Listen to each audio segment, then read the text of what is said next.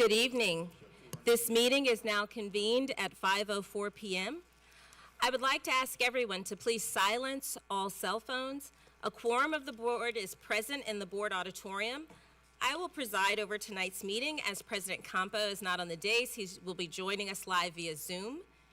If there are any public officials in the audience this evening, please stand and be recognized. Trustee Gomez, thank you, sir. We normally have a member of the Junior Reserve Officer Training Corps lead our pledges, but since school is out, I would like to ask Board Member Michelle Cruz-Arnold to lead us. Dr. Cruz-Arnold. Please rise for a moment of silent meditation.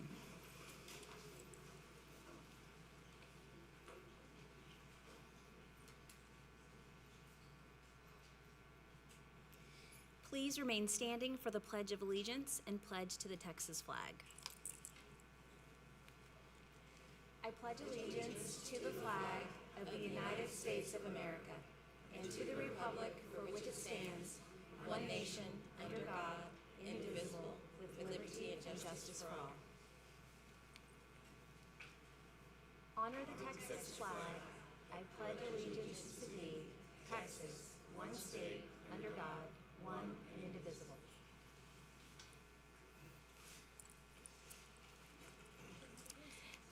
Thank you, Dr. Cruz-Arnold. Now we'll break from our usual meeting procedure to recognize some HISD students. Will Deputy Chief of Community and Family Engagement, Naja Callender, please come to the microphone?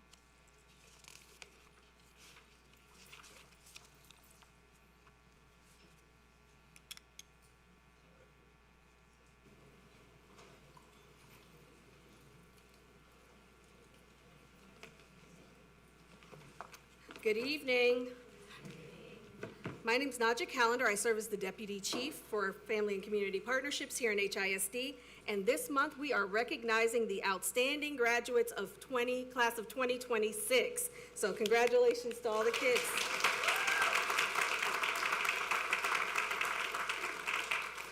Just a little bit about this class. They have made major milestones in their academic journey and they are poised to continue in their success. They've earned more than $341 million in verified scholarships and financial aid offers, including some of the nation's most prestigious scholarship awards and leadership programs, including the Posse Foundation, the Gates Foundation Scholarship, the Questbridge National College Match Scholarship, which all award full tuition and fees, and the Dell Scholars Program that provides a $20,000 award. In addition to national scholarship opportunities, our HISD students have been recognized throughout exceptional local and regional scholarship partners, and they are help make higher education more affordable and accessible. I'd like to thank our partners from CITGO, KPRC Channel 2, Marvy Finger Family Foundation, Roland S. Martin, State Representative Symphonia Thompson, the Houston Livestock and Rodeo Show, and the Texas Spring Cypress chapter of the Lynx Incorporated for providing these opportunities to HISD students.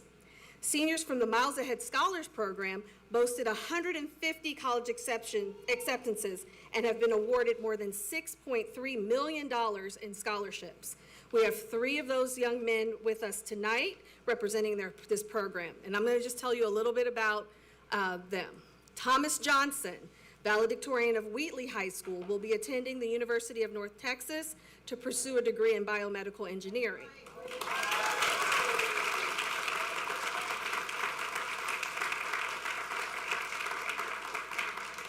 Edwin Garcia from Worthing High School will be attending the University of Texas at Austin to pursue a degree in computer science.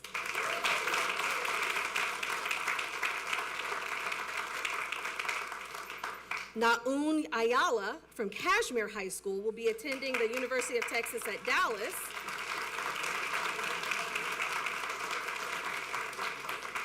to pursue a degree in mechanical engineering. Naun is the recipient of the Texas Leaders Scholarship. So HISD's class of 2026 has made big strides in their future. They've completed over 7,800 industry-based certifications, preparing them for high-demand careers. Over 550 of the seniors graduated with associate degrees alongside their high school diplomas, many of them before they got their high school diploma, which of course saves families so much money and the students so much time. Our class of 2026, we have some UIL student athletes with us, and they have demonstrated excellence both on and off the field and court, track, and competition floor. Tonight, we have students that have excelled in softball, and wrestling, and water polo, and golf, track and field, soccer, basketball, tennis, volleyball, swim, and baseball. They did all the things.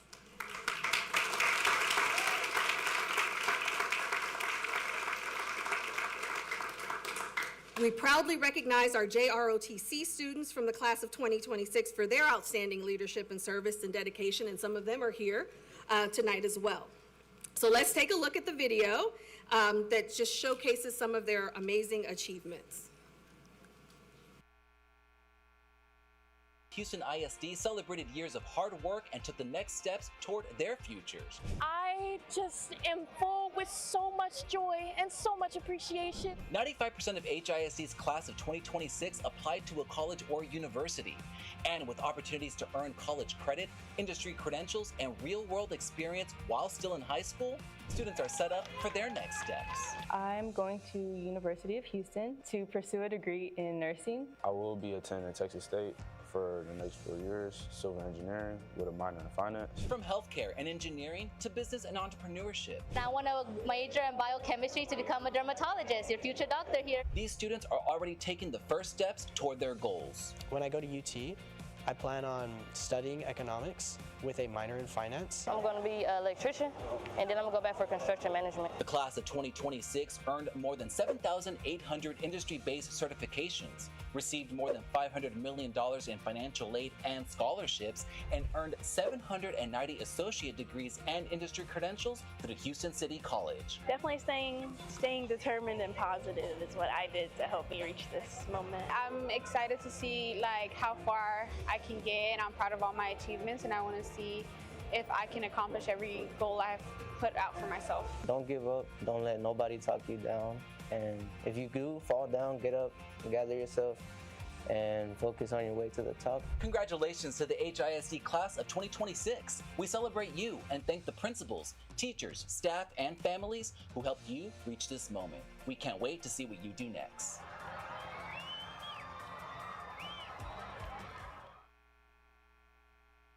Ask our students who are here to please stand to be recognized, and then I'm going to ask their parents to stand and be recognized, because we know that families have done so much to get their students to this point. So I'm going to ask our students to stand, and I know we have Yates, we have Worthing, we have Lamar, we have Booker T. Washington, Heiss. All the students, please stand and be recognized. Now let's have all the parents come and join them. Please stand up, parents and families.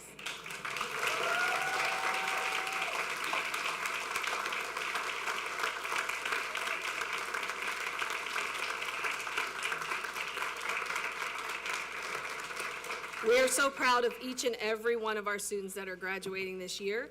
And with that, concludes the recognition part of the board meeting. What a great way to kick it off. Thank you so much, Deputy Chief Calendar. Thank you. Thank you, students and parents. I am a proud Lamar mom, graduate of a senior, so I feel you. I'm so proud of you, students. Thank you.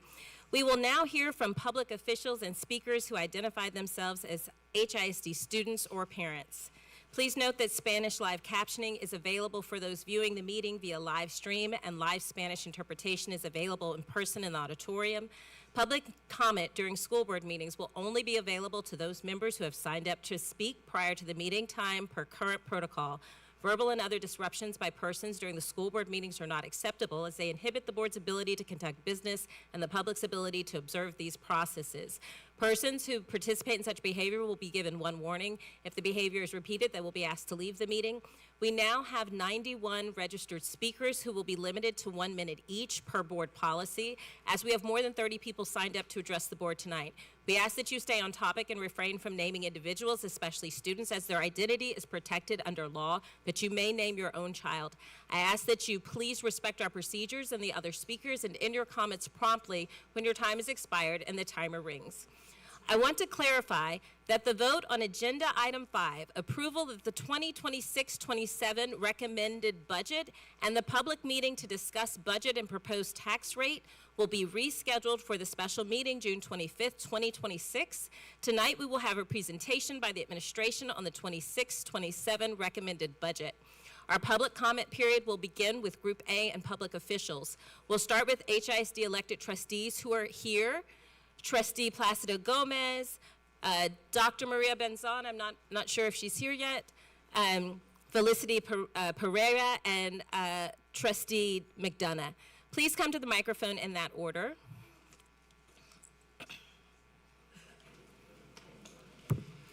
Thank you. I always knew that people don't like dishonest politicians, but what I really didn't understand until I got into politics myself is that people hate honesty a lot more. If I start by saying that, I hate how much STAR dominates this district, or that aligning every single thing to STAR goals leads to students reading less books in the classroom in favor of passages which you're likely to see in the STAR exam, which leads to a lot of teachers leaving, which is not a good thing, or that big jumps in Bio 1 and Algebra 1 have something to do with when students take the test, and suddenly I'm a hater, and I'm a naysayer, and one side gets very upset. And then if I add on to that STAR scores do mean something, that there are students in schools like Wainwright Elementary and North Forest High School who are receiving a better education now than they were 3 years ago, and STAR scores are a part of that story, then everybody else gets upset. We are better off just saying part of the story or being a little bit dishonest, because that makes only some people upset, while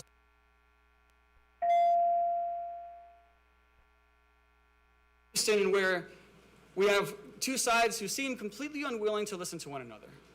Where on the one hand, we have folks who insist on dividing folks into people who supposedly put adult interests first versus those who put student interests first.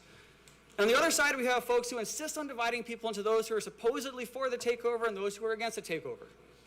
With for the takeover being very loosely defined as any... I have to ask you to get to your ending. Great, give me like 15 more seconds. As any agreement with Mike Miles on anything. So I know that as a community we can do a whole lot better. And I know that it's possible to come together, even if it's very uncomfortable. So I'll end there. Have a great summer. Spurs in 7. Thank you. Thank you, sir.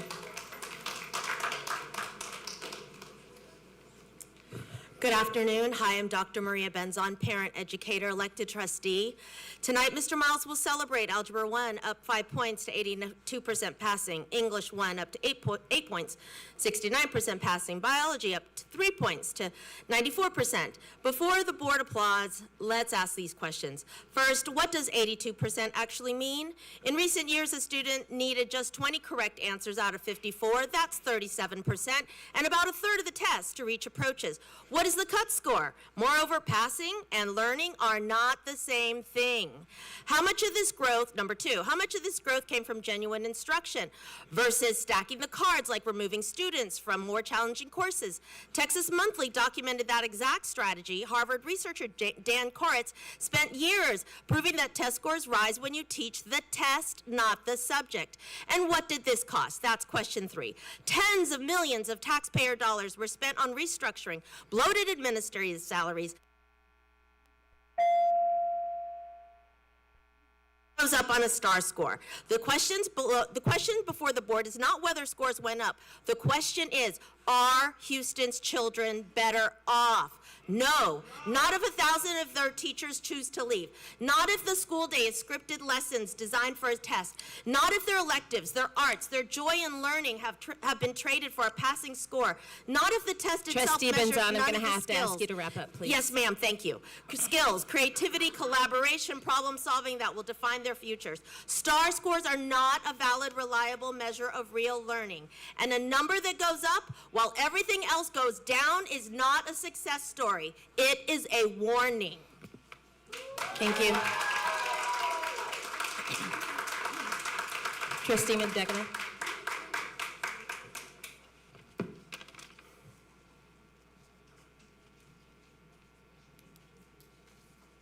I'm just editing here real quick since we're cut on time.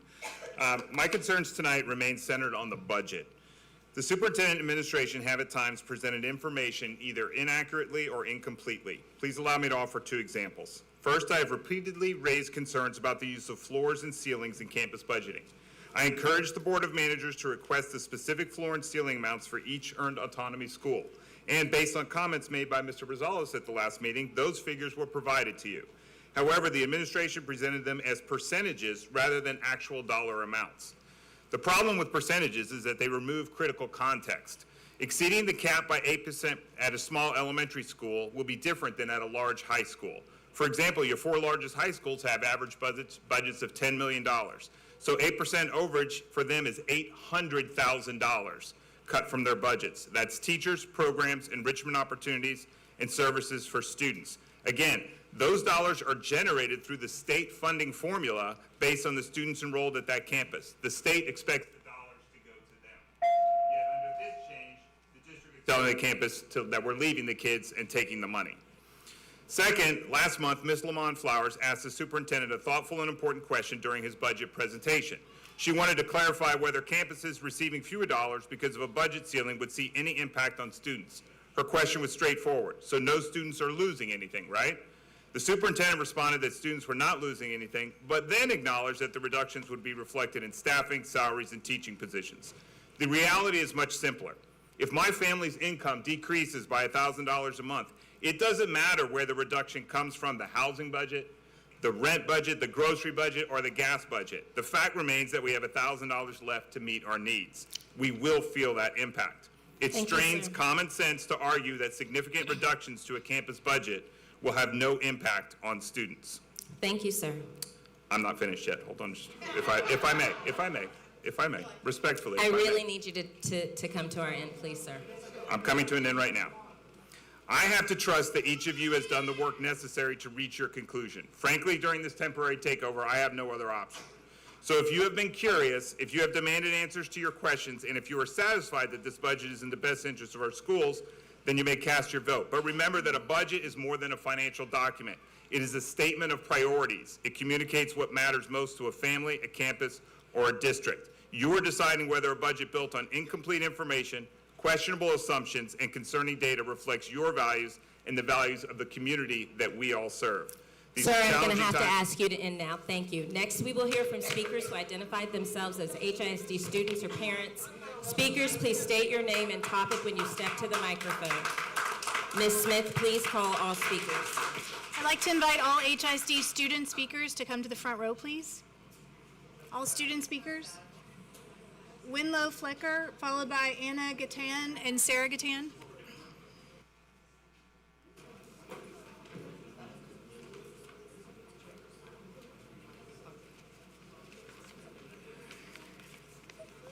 It's okay. It's okay.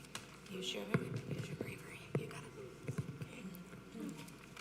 My name is Winlow Flecker, and I just graduated 3rd grade at Durham. All year you have referred to students as anecdotes.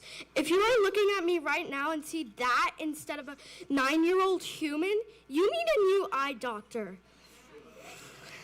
3rd grade at Durham was supposed to be exciting. Then you removed everyone's favorite teacher, Mrs. Kelly, and replaced her with an uncertified teacher named Miss Emerson. All year, she has singled out students and embarrassed them in front of the class. She has made me cry one day at recess and then teased me about it in front of everyone. But you think that is a better environment for children to learn in? I have been in GT since kindergarten. In all that time, I have had exactly one GT project, and it was about a common tree. Is this how you think curiosity grows in our minds? Thank you. Thank you.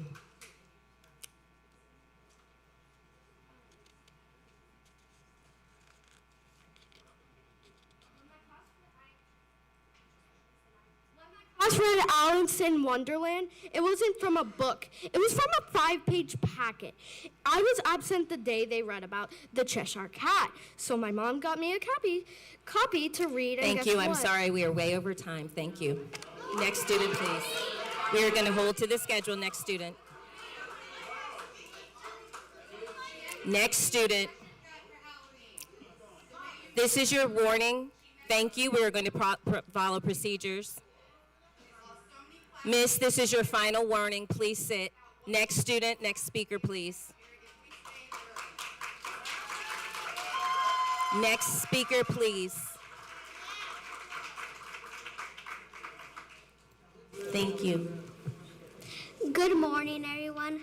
My name is Anna, and I am a student at Durham Elementary. First off, I would like to give thanks to y'all because I came and talked to all of you back in February about my school not having a GT coordinator nor having a GT Expo, which next month I was able to do a project for the GT Expo at my school, which later the winner of the GT Expo was able to compete for the whole district. Now I am asking you to stop making teachers so difficult by putting more policies and pressure to every teacher.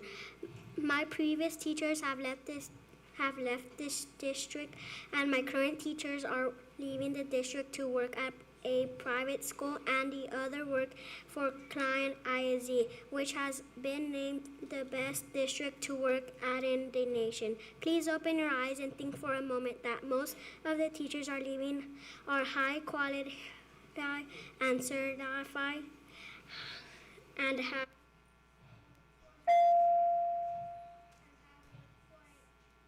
decade for HISD. Your rules are making it difficult for them to do their jobs properly and are making them mentally drained. Thank you for your time. Thank you. Next speaker, please.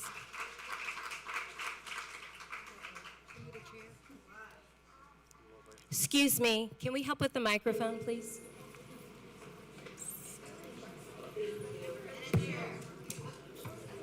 Now that school is out, I wanted to tell you. Give me 1 second. Now that school is out, I wanted to tell you how first grade went. A lot of my friends left before October. I want to tell you why. Because of DOS and a little understanding what our teachers was teaching, but there's no tutorials offered.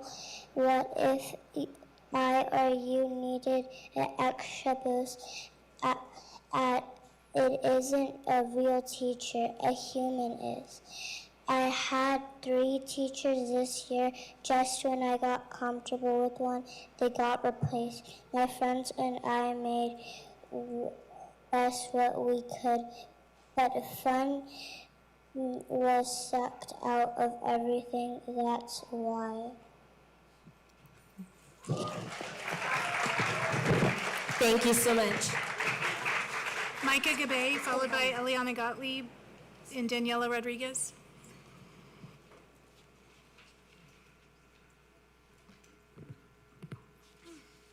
Good evening. My name is Eliana Gottlieb, and I am a rising 10th grader at HSPBA.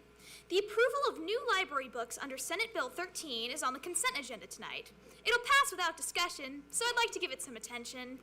I reviewed every one of these lists since December, about 1,600 books going to 24 campuses out of more than 270 in the district. Then I compared those campuses to the district's own NES roster. NES schools are half this district, 130 campuses. How many of the 1,600 books went to NES schools? 14 books. 14 books! One school, Neff Elementary, back in December. Nothing since. Meanwhile, 2 schools, Oak Forest and River Oaks, received more than 850 books between them.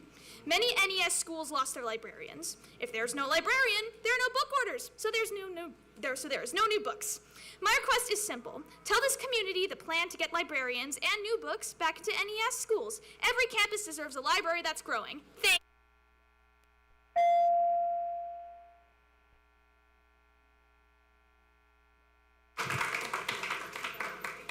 Hello, my name Hello, good afternoon. My name is Sarah, and I'm a student. Hello, good afternoon. My name is Sarah, and I'm a student of Durham Elementary School. This year was a totally dismissed of libraries, and the last librarian that read to us just made us watch her read aloud on the screen and draw a paper she left all of the sudden a month before school finished. One of my teachers is leaving and many of my friends are leaving too. This is the legendary that Mike Miles and the board meeting members are leaving behind. Thank you. Thank you. Adita Sage Bittner, followed by Eve Sinhorst and Ella Taylor.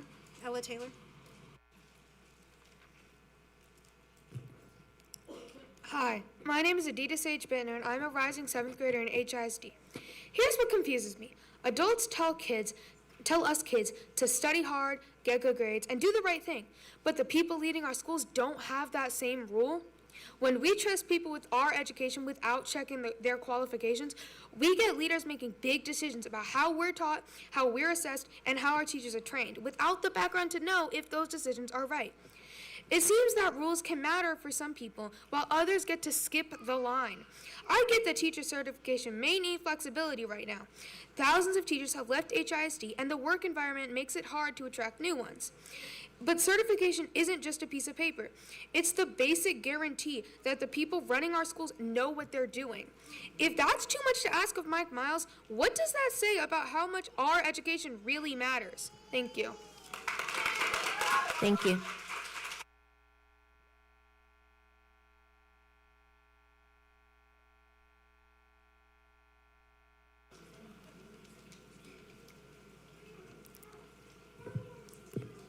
Hi, I'm Ella Taylor, a recently graduated senior from Carnegie. I wanted to talk about HIC's cell phone policy. First, I'm grateful that you're making it harder to send kids to DAAP. However, I do have an issue with the mandatory 10-day placement in DAAP for all students on the 5th offense. While it is only 10 days in DAAP, those 10 days, a third of a grading period, are 10 days that students are in an entirely different educational environment and not learning what they're supposed to be learning in their classes. There have only been 6 students sent to DAAP so far in 2026.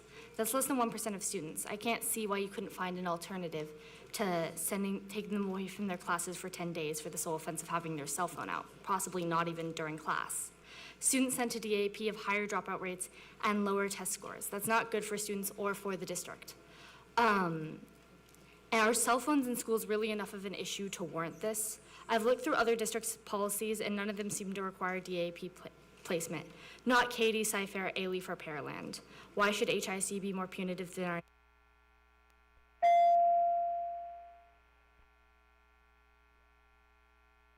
Thank you. Micah and Eve, or Micah, Gabe, and Eve here. Go ahead.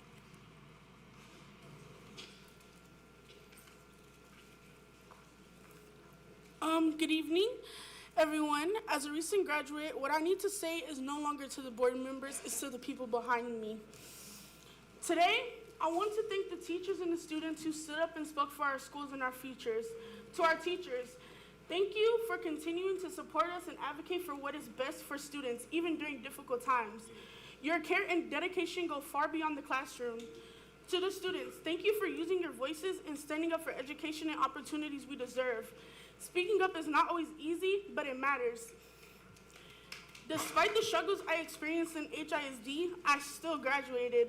I didn't get here because the system made it easy. I got here because teachers believed in me, supported in me, and fought for students, including teachers who were fired from HISD. They still leave a lasting impact on all of us.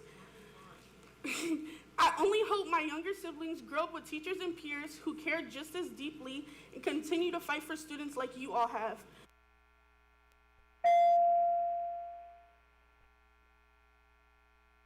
Graduated in spite of HISD's new education system.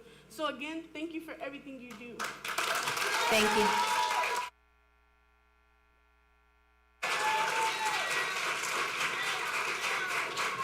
Rose Walter, followed by William Wrigley.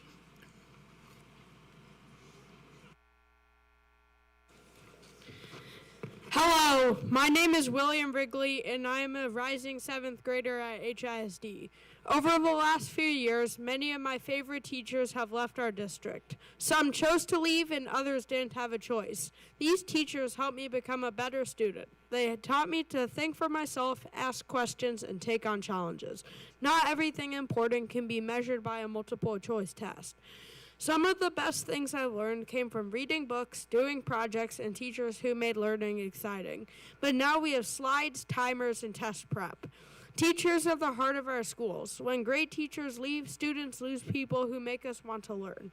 If we keep losing great teachers, who will be left to inspire the next generation of HISD students?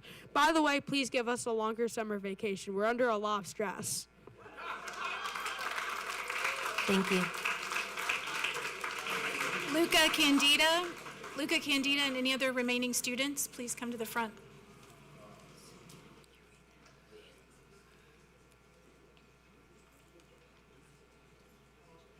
Buenas tardes, me llamo Luca Candida. Estoy triste porque mi maestra y todo el equipo de tercer grado se fueron de la escuela.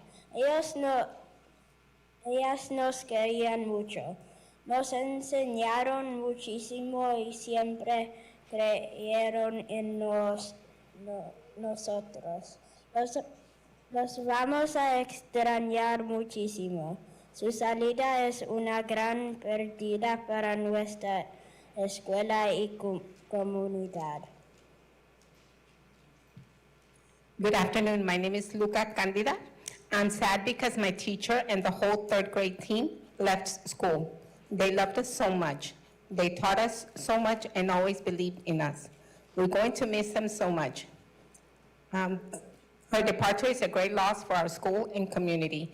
The district's new curriculum did not let them teach well. Also, the shorter transition times between classes were very difficult for both teachers and students. Please fix this. We don't want any more teachers to leave. Thank you very much for your time. Thank you. El nuevo currículo del distrito no nos dejaba enseñar bien. También los tiempos más cortos de transición entre clases fueron muy difíciles, tanto para los maestros como para los estudiantes. Por favor, arreglan esto. No queremos que más maestros se vayan. Muchas gracias. Thank you.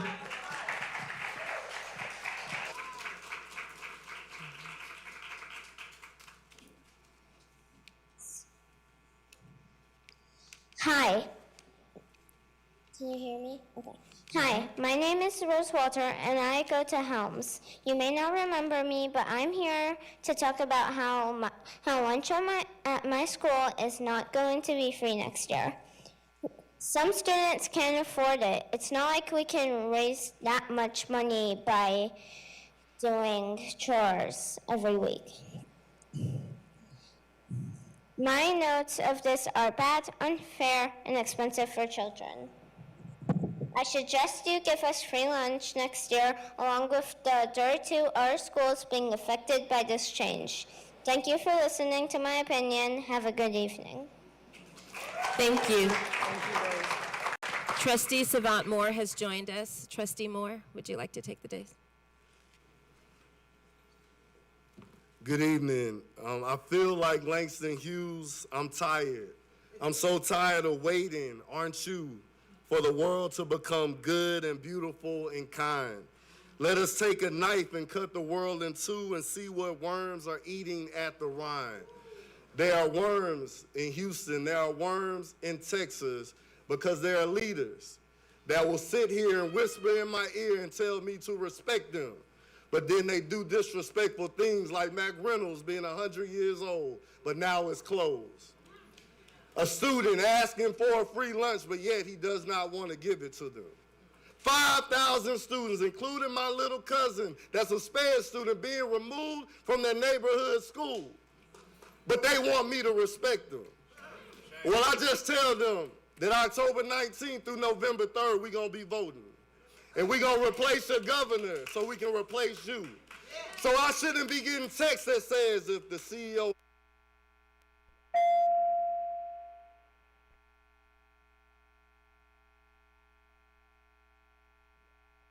text across this state about this man destroying public education.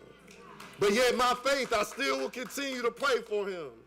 I will continue to be Christ-like, but sometimes you just gotta flip some tables. And so I went into a classroom and I started teaching, and I saw some things. I'm in a classroom with over 40 students, mixed population, SPED students, emerging bilinguals, gifted and talented, needing a wraparound specialist, but yet the Sunrise Center is just too far to reach the wraparound. And so I'm just coming to tell you that your time is coming to an end. Because the people are tired. Because we got to do right. Yeah, that was Judas. But we got to remember the other 8 disciples that did wrong by Jesus. So remember that you also are complicit. But God bless you, and God bless HISD. Thank you. Next student, please. Did we have one more student, or are we moving on to parents? Can I ask the parent speakers 1 through 10 to please move to the front row?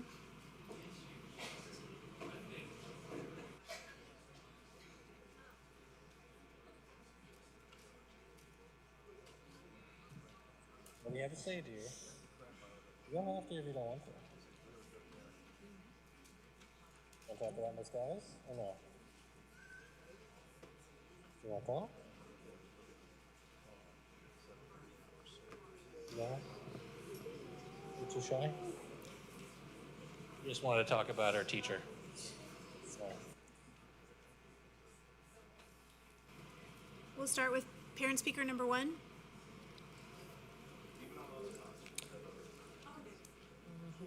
Hi, my name is Devonna, and I am with the Houston Parent Action Network.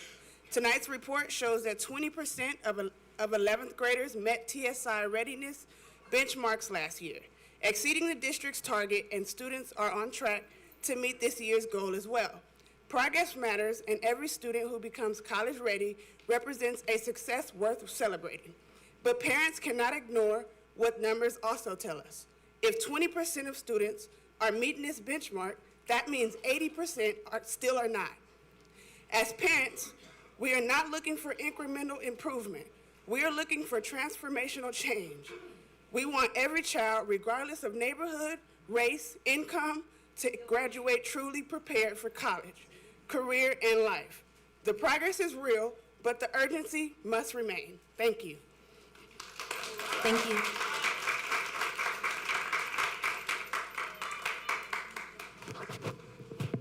Good evening. My name is Rebecca Briscoe, and I'm here as a parent demanding accountability and transparency after a choking incident involving my 8-year-old child at McGregor Elementary on April 16th. After reviewing the video, I'm deeply troubled by the force used by the resource officer while my child was seated, unprovoked, and visibly in distress. Since then, my child has needed medical and emotional support, and our family still has not received clear answers, any answers, period, from HISD. I'm asking this board why the security company remains in place after repeated security failures, noting 2 toddlers that left unattended 2 months ago into incoming traffic.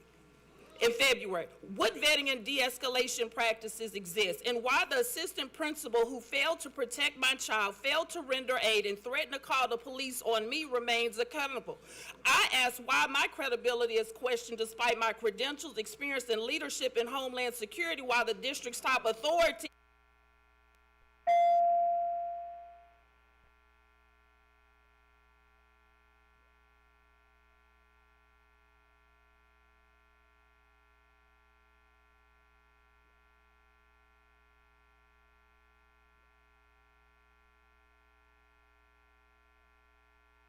Thank you, ma'am.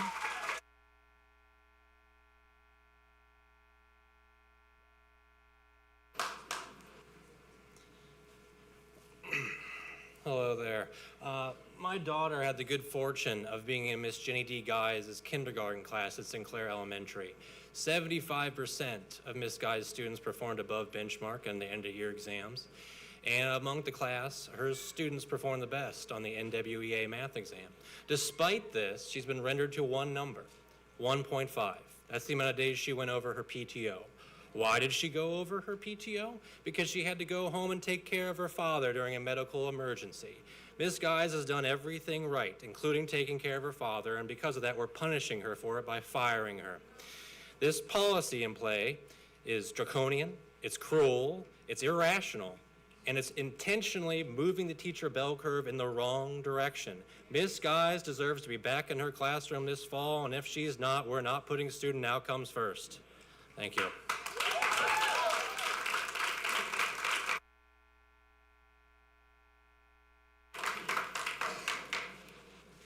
Good evening, my name is Claire Wrigley and I'm a parent at HISD. As the board looks at the budget, I ask you to remain focused on what drives families to stay and teachers to remain. This year, the district will approach a 35% turnover of teachers with 700 positions currently open. Since the state takeover, more than 19,000 students have left. These trends weaken schools and strain the budget. Strong teachers attract students and help keep enrollment stable, but expectations should be consistent. It is hard to understand why teachers can be terminated for not getting certified, while requirements for the superintendent may be waived. Accountability should be the same for everyone. Families deserve transparency in how resources are allocated. Please ask the questions and prioritize transparency, teacher retention, and student enrollment in every decision that you make. Thank you. Good afternoon. My name is Latricia St. Jules, and I'm with the Houston Parent Action Network, and I'm also the mother of a child that attends Phyllis Wheatley High School. I appreciate the progress reflected in today's report. Any improvement for our students is important and should be recognized. However, we cannot confuse progress with equity. The reality is that Black and Hispanic students continue to face achievement and opportunity gaps that impact their long-term success. As a parent, I believe the goal should not simply be higher scores than last year. The goal should be ensuring that every child, regardless of race, zip code, or background, has access to the same opportunities and outcomes. Our families are not asking for perfection. We are asking for transparency and a continued commitment to equity, because our children deserve more than progress. They deserve opportunity. Thank you. Thank you.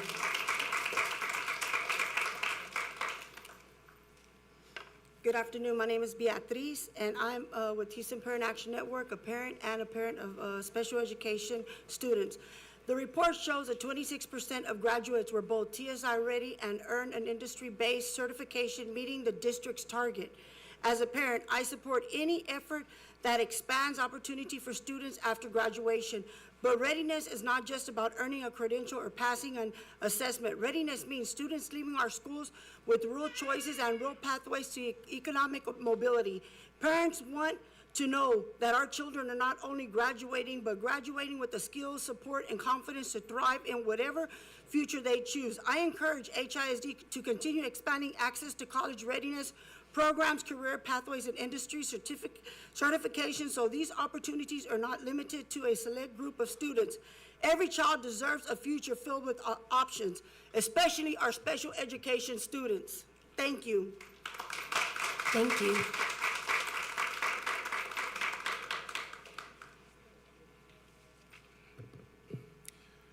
Three years in, and you are still failing. Failing to provide evidence that this disruption, loss of local control, and sweeping policy changes have produced any agreeable positive results for the communities you serve. Failing in your claims of progress through gerrymandered metrics that come at the expense of our children's futures. Wasting our tax dollars, resulting in high teacher turnover and lower enrollment.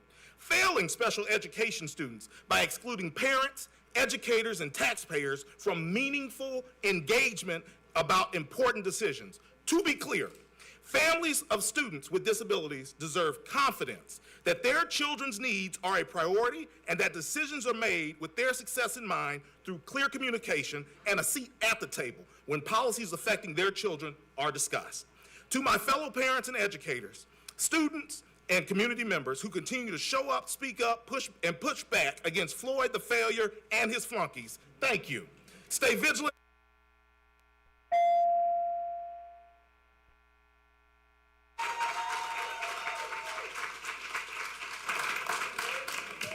Trey Comstock, proud Durham parent. As we reflect on our first year of your direct intervention in the life of Durham as a special focus school, we are left with one overriding question: was it worth it? As a result of your interventions, their sudden and violent onset and their increasing severity, enrollment has dropped at Durham throughout the year in a vicious downward cycle that's spiking again at the end of the year as families now thoroughly acquainted with your methods can't stay. When something north of 100 families out of a starting enrollment of 571 students vote the only way they can with their feet after your efforts to turn things around, that should sound alarm bells for you. You brush these off as ignorant haters, deportations, or mere anecdotes, but they know their kids best, saw your interventions up close, and couldn't stay. The families who are leaving are often the most committed, the ones who had the best view of what was going on, the ones who saw most intimately the violence of your takeover. And so we are left with the question, was it worth it? Thank you.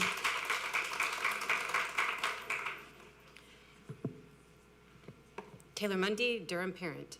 Durham lost close to a dozen key adults, teachers, and administrators throughout the entirety of the 2025 to 2026 school year. Some were high-performing, but considered poor cultural fits in the world of your creation.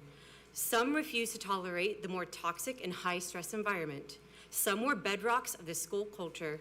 Some were newcomers that we barely got to know. But all of them were some kid's safe person on campus, especially at an elementary school where you see the same teacher almost the entire day. Imagine showing up one day and only to have your teacher suddenly gone. That creates a level of emotional dysregulation that impacts a child's ability to learn and directly feeds into the high rates of families leaving HISD. It's no surprise that Durham's third grade, which lost 3 teachers, has also seen the highest decline in enrollment and struggled the most early on with DOLs. Was it worth it? Thank you. Speakers 11 through 20, please move to the front row. Hi, Neely Stewart, proud Durham parent. At Durham, families were turned from being respected partners into being treated like enemies at the gate. Parents begged just to be allowed to make copies, organize library books, and read aloud to pre-K students, but weren't allowed to do any of this. We had to fight tooth and nail to hold our cultural and enrichment events that expand students' horizons. We had exactly 1 coffee with the principal the entire second semester after being told they would be monthly. We often had no idea what changes were being implemented, got frequent mixed messaging, and generally got shut out of understanding what on earth was going on at our own school. The shared decision-making legally mandated under the Title 1A existed largely only on paper. Things like Title 1A place a high standard on seeking parental collaboration to help fuel a school. At Durham, this year, this was dismantled. Was it worth it?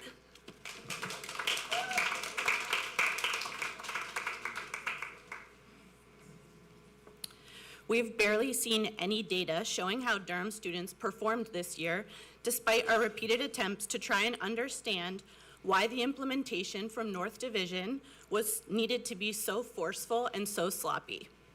We were told IRT scores went up and students are mastering DOLs, but the district has failed to make a meaningful connection between these acronyms, STAR test prep, and the worksheets our children are doing. So we don't care about being forced to clap for them. Our mid-year MAP data was presented to us without a comparison to the previous year. When we followed up to request the comparison, we confirmed from the screenshotted charts that after everything we went through this year, ready for it?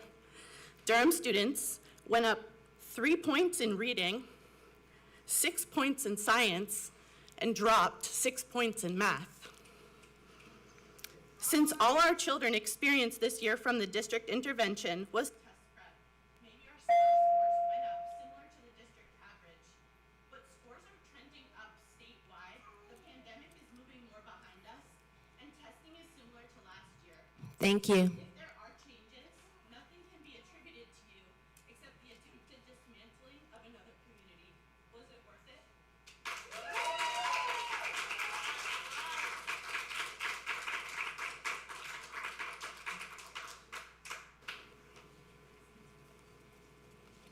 You might say the data showed decreases at Durham, so yes, we must respond with urgency. That's a fallacy that borders on gaslighting. Making changes to Durham didn't have to mean this.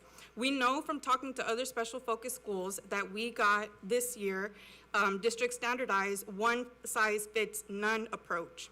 Yes, the quantitative and qualitative data showed a need for change. Achievement was flat while the achievement gaps were widening. The community thought of itself as inclusive, but that wasn't everyone's experience.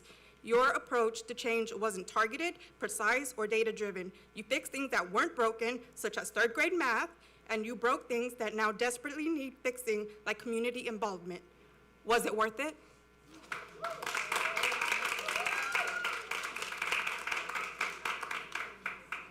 Jessica Yanez, Durham parent.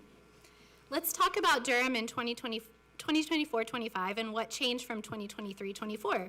The school did not succeed at closing achievement gaps, but it wasn't due to our lack of a team center, or a lack of high-stress culture, or a lack of AI-generated curriculum. 2024-25 was the first year where kids who started kindergarten during COVID took STAR. It's also the same year that Durham lost paid after-school tutoring for targeted interventions, which are really useful in closing gaps. We also lost a full-time wraparound coordinator for a Title I school.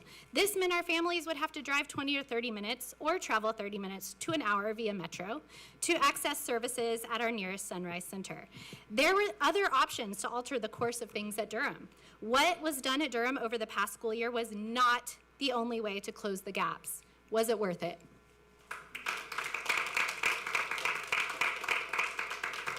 Jocelyn Compton, Durham parent. No one here believes the ends justify the means. We want students to learn, we want teachers to support them and foster their development. We want all the children of Houston to have skills and knowledge to reach their potential, succeed at life, change the world. The district's means are harmful, even as they achieve the results that you're so excited about. At Durham, you've driven away teachers, yelled at parents, shoved high-performing students into desks facing walls, and told them to stay quiet. You don't know how to collaborate, how to mend. You only know how to smash and obliterate. As so much of the world moves away from one-size-fits-all solutions, your district of innovation resembles a person who only has a hammer, and thus to whom everything is a nail. Was it worth it?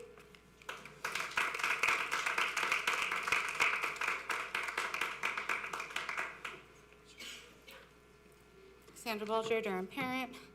If we've learned anything this year, Durham's experience is emblematic of the whole district in your 3 years as uncertified superintendent. You drove out highly qualified teachers to be replaced by uncertified ones. You spent hundreds of millions of our dollars on yourself, on propaganda, and on a musical about you. You accelerated de-enrollment, literally pushing people to suburbs. You forced us into a game of principal musical chairs. You created an illegal sped relocation program that violates people's civil rights. You sell property and close schools without a mandate from voters. You sow chaos to establish control and make your mark rather than educating children. All for a 7-point jump in third grade reading. So Houston, was it worth it? And if you're wondering where we will be next year, to quote a very, very sad man, does anyone believe that I won't be here next year? You cannot wait it out. And Angela, you proved that the rot is starting to spread by cutting off a 9-year-old.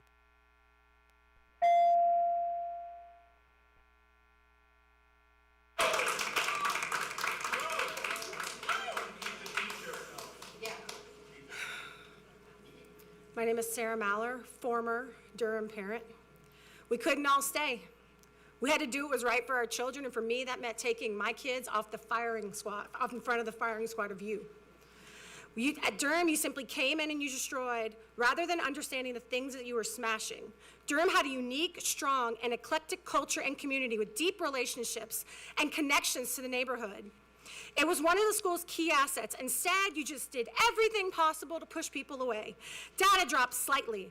I didn't care. It was fine. We didn't care about the falling apart school. Inequality widened. Rather than craft something targeted to our needs, leveraging our existing strengths, you ripped it down and you built another patented Miles box, as if the needs of every school in one of the most diverse cities on earth can be met with a standardized plan. There were other ways that you did this that didn't have to resemble a military occupation. Remember, these are our children. These are Houston's children.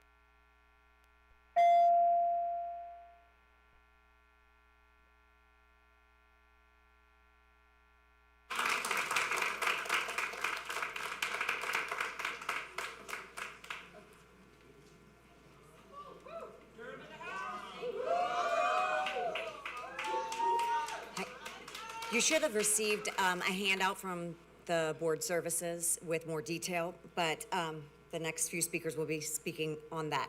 My name is Shayna Halverson. I'm a parent of a Houston ISD student who receives special education services. I'm also a special education advocate. Tonight I'm here in both roles, asking you to pause implementation of the district special education restructuring until an independent legal and policy review can be completed. Thousands of students with disabilities are being reassigned across the district, and for these children, school is not just a building, it's the place where they finally learned the routine, trusted the adults, found their friends, and felt safe enough to learn. For these students, having stability is a huge part of their support. We're not asking you to stop improving special ed. We are asking you to pause and verify before disrupting the lives of thousands of students. And if the plan is lawful, supported by evidence, and in the best interest of students, it will withstand review. If you get this wrong, the damage will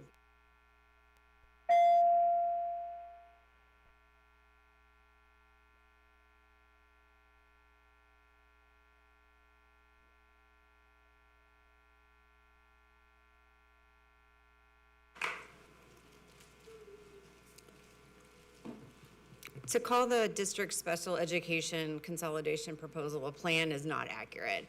There was no meaningful planning and no detailed implementation guidance for parents or campuses. A key slide in the proposal that you saw last month from the district was inaccurate and misleading. You were told by district leaders who were using stigmatizing language that the changes would affect only 5,000 students with disabilities receiving services in self-contained settings and would not impact students in inclusion settings. Special education is not limited to 2 placements. Federal law requires a continuum of placements, and the district's changes affect far more students than were represented at the board, which should have triggered superintendent constraint number 3. The proposal is already under investigation by the Department of Ed. One related policy disappeared from the HISD website after parents started talking to their campuses about their seniors staying for next year. I have a copy of the policy.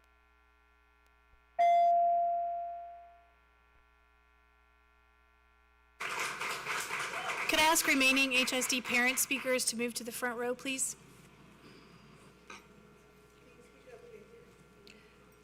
Good evening, board. My name is Marae Patman. Last month, you were presented with an oversimplified plan for sweeping changes to special education. Key information was missing, and because of that, the board could not ask the questions our community expects. Superintendent constraint number 3 is triggered, and now you must act.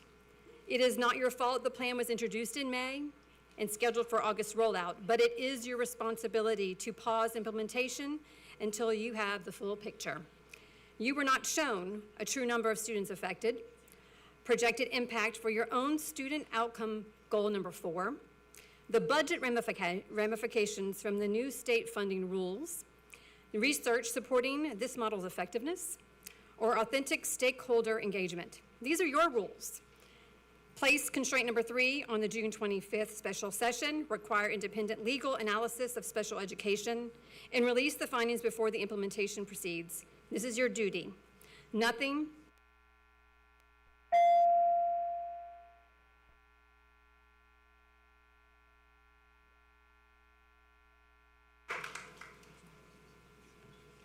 Hello, good evening. My name is Vanessa. I am a proud parent of 2 beautiful and wise daughters at Durham Elementary.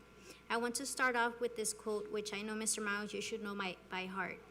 Never shall I fail my comrades. I will always keep myself mentally alert, physically strong, and morally straight, and I will shoulder more than my share of the task, whatever it may be, 100% and then some.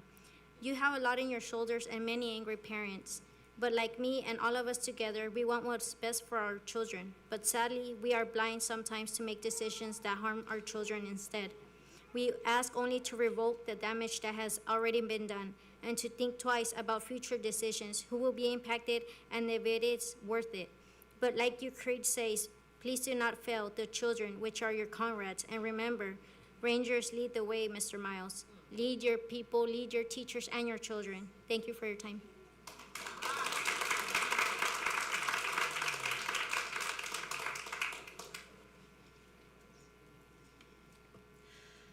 If my kids' STAR scores go up, it means nothing to me when they can't have a steady, certified teacher, can't do hands-on project-based learning, can't read full novels regularly in reading class, and can't get individualized help when they need it. Learning to guess answers better is not the same as deeply understanding something or solidifying a skill. This time of year, I see the crepe myrtle trees blooming. The ones that were chopped completely down to the trunk last fall are now showing brilliant blooms right now. But a skilled arborist will tell you that the health of those trees is deteriorating year after year as they are butchered to prioritize appearance over long-term health. Likewise, Mike Miles' brand of lessons is butchering our kids' education in exchange for showy numbers in June. But as a skilled educator will tell you, those numbers belie a weak education that won't stand the test of time. You need to put the student back in student outcomes.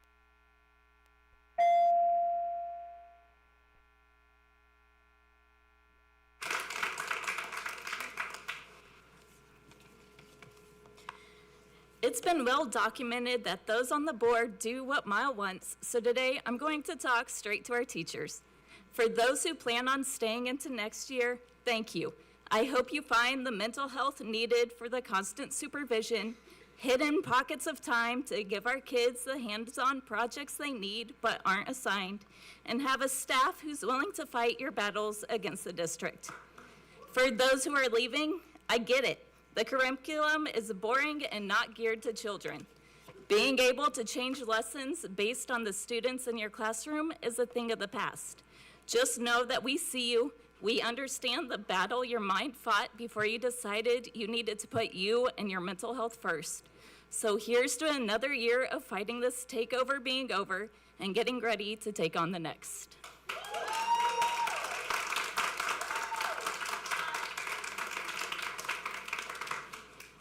Laura Henry. I'm a teacher in another district and a parent. I just came from this awesome ELPS training where I had a flip book and we had case studies and I figured out how I differentiate for different kids. And the whole time all I was thinking is, man, I wish HISD teachers could have this, because I figured out how to make things better for different kids by differentiating. You're gonna hear about test scores today. I did not think the differences were that impressive, but the only one I can talk about is English, because that's what I know, and I know better than Mike Miles because I'm an English teacher, and I know it better than Kristen Hull because I'm an English teacher. And what I know is that 49%, half of English 1 students made a 0 on the essay. 38% of English 2 students made a 0 on the essay. The kids in HISD can't write because they can't think, because all we're doing is teaching them how to fix that right answer on the test. Crayola curriculum is actually very important because it teaches kids creativity and it teaches them how to think. 50% of kids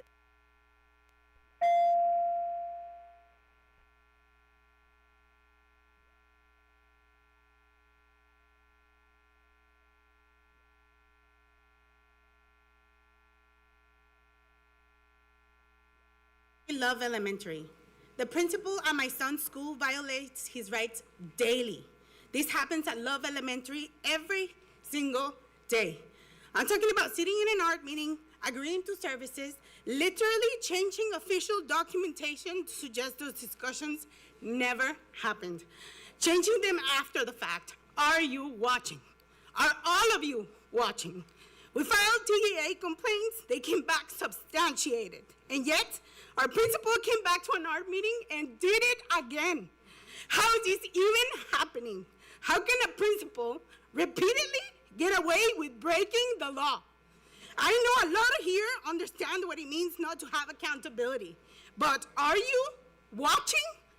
With decisions you're responsible for, principals you appointed, my son is paying the consequences. Are you watching? Take a stand, do what's right. Someone should be held accountable.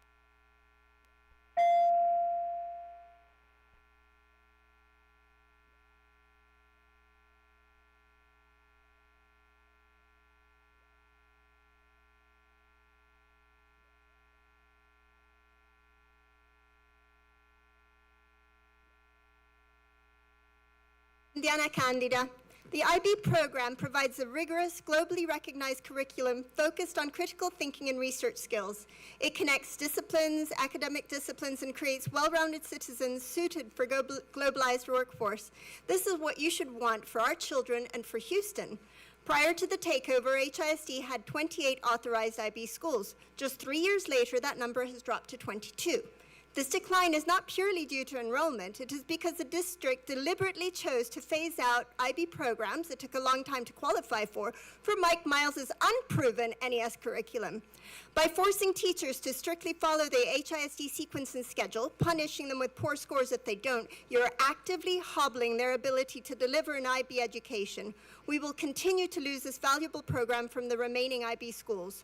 Do not allow Mike Miles to continue dismantling the great programs HISD used to offer, like IB, wraparound services, and CTE. Listen to us. Do better. Think about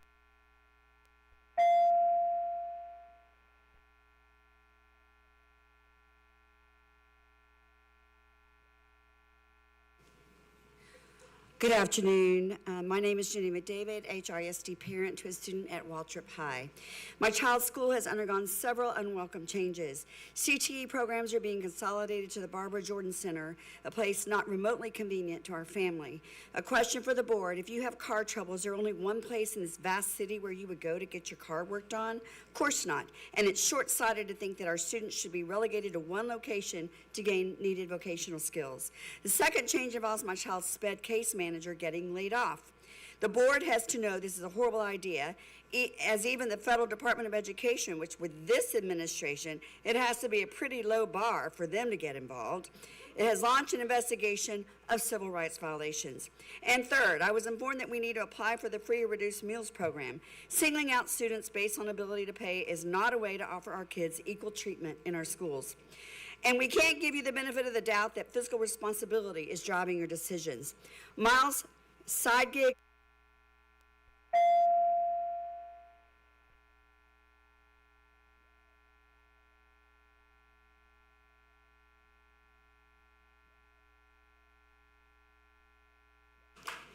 Yes, Litzahaya Mata.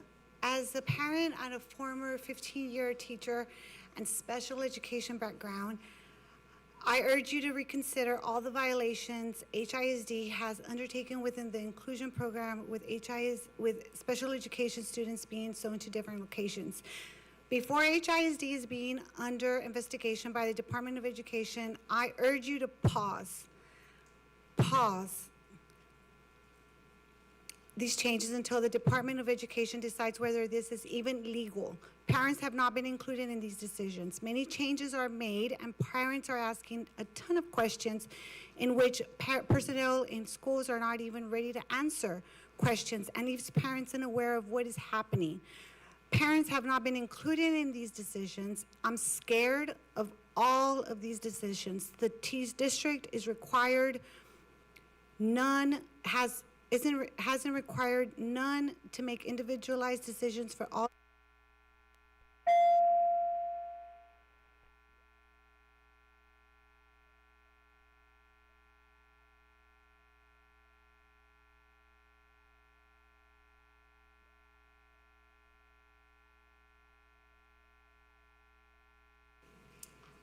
Kelly Blickery, Westbriar parent. Ashford, Askew, Ray K. Daly, Shadowbriar, Westbriar. Those are the schools just in the West Side feeder pattern that will have a new principal next year, 5 of 8 schools. For 3 years now, we've watched this game of principal hot potato play out across HISD. For 3 years, we've been begging for stability, and here we are again. A 7th grader at my son's school will have had 5 principals in 5 years just by moving from his neighborhood elementary to the middle school next door. When his mom asked if he wanted to meet the new principal, he said, "What's the point?" When you took this role, was that the sort of antidote you'd hoped to hear? Mr. Miles will have you believe that stability is for the weak. Board of Managers, do you really believe that? Do you really believe that chaos is a game theory you should use on children? Thank you.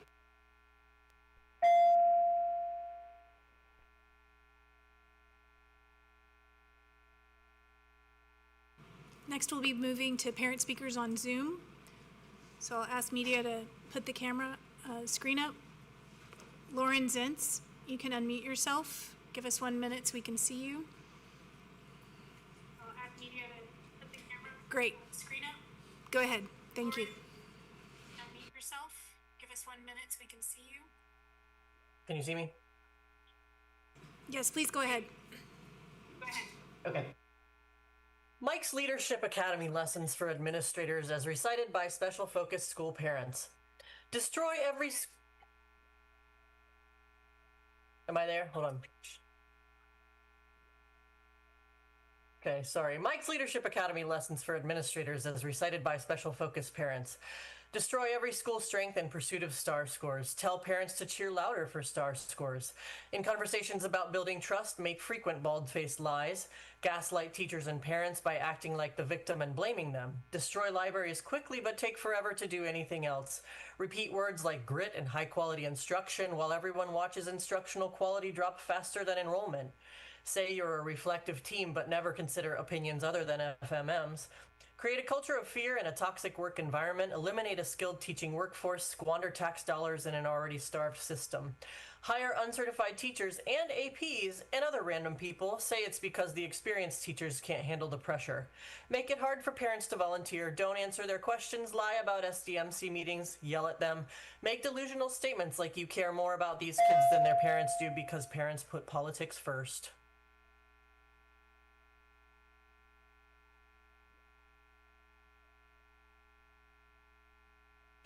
Claude Bittner, please unmute yourself and you may begin. Hi, I'm Claude Bittner, an HISD parent and a computer professional. Mr. Miles loves AI. He uses it to create curriculum, generate data, and make pretty slideshows. AI can do some cool things, but it's no substitute for a real person. Chatbots imitate friends, but they don't ask you if you're okay when you smell awful because you haven't bathed in 3 days. Relying on them too heavily literally induces psychosis. Likewise, AI can be its tool for teachers, but it cannot be a teacher. Just as a chatbot doesn't notice body odor, the computer program cannot notice a child's frustration or see her putting forth extra effort and encourage her to stick with it. Only a teacher can do that. The rest of the developed world is following the research by reducing screen time in schools, while Mr. Miles is forcing kids into experimental new schools that are doing the exact opposite. That's not leadership. That's an ego trip. Good night. That concludes our public comment of HISD parents, students, and public officials. I'm sorry.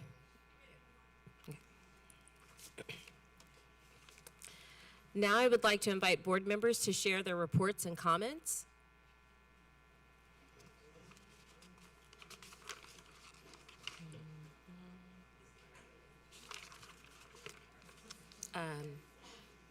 Yes, board member. Thank you. I just wanted to share that I had the privilege to present school board awards at 5 graduations over the past weekend and participate in one graduation ceremony. And each event was different and a very beautiful tribute to not only the students, but their families and the community.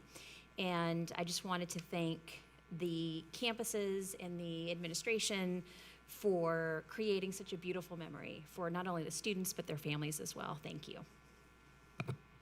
Thank you so much. Any other board reports? Yes. Yes, sir. Thank you. Likewise, I was able to participate in 3 graduation ceremonies, Sharpstown International, Westbury High School, and Bel Air High School. I was very impressed with the organization and the faculty and the principals, and obviously the students and the parents. Congratulations to all. Thank you. Thank you, sir. Yes, Trustee Garza Lindner. Thank you. I'll echo those comments. I was happy to be able to attend some graduations this weekend, and I'll just brag. I think I shook about 1,100 hands on Saturday and got to meet all of our students graduating students from the Texas Connections Academy of Houston. They came from across the state. Some drove in from El Paso to walk across the stage and receive their diploma. It was really exciting and such an honor to celebrate all of our graduating students. Thank you. Thank you so much.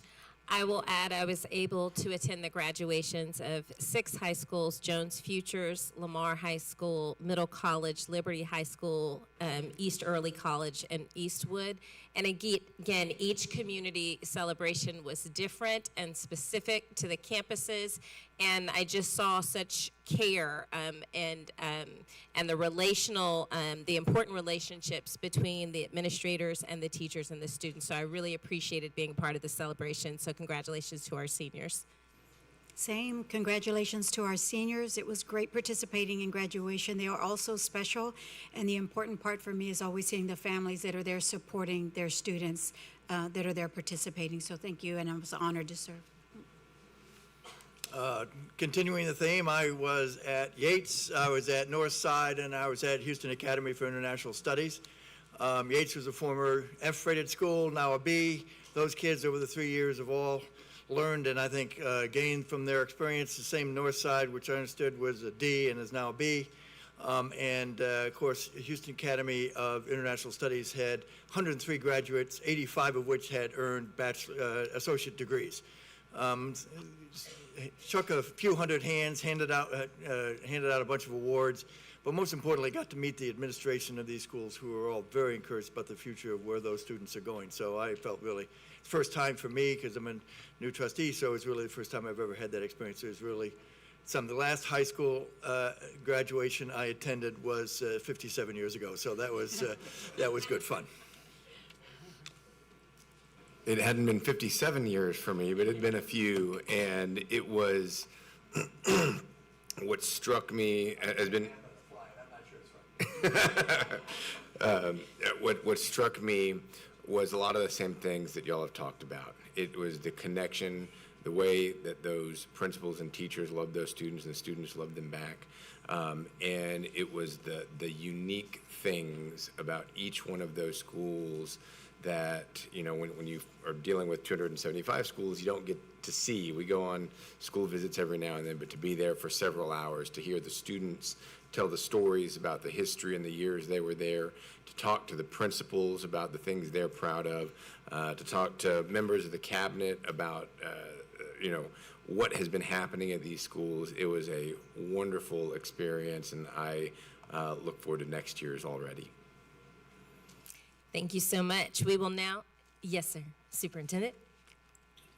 Yes, and just one point on the graduation. I was at 3 graduations, but I was at Sharpstown in particular, and the principal there is Principal Carter.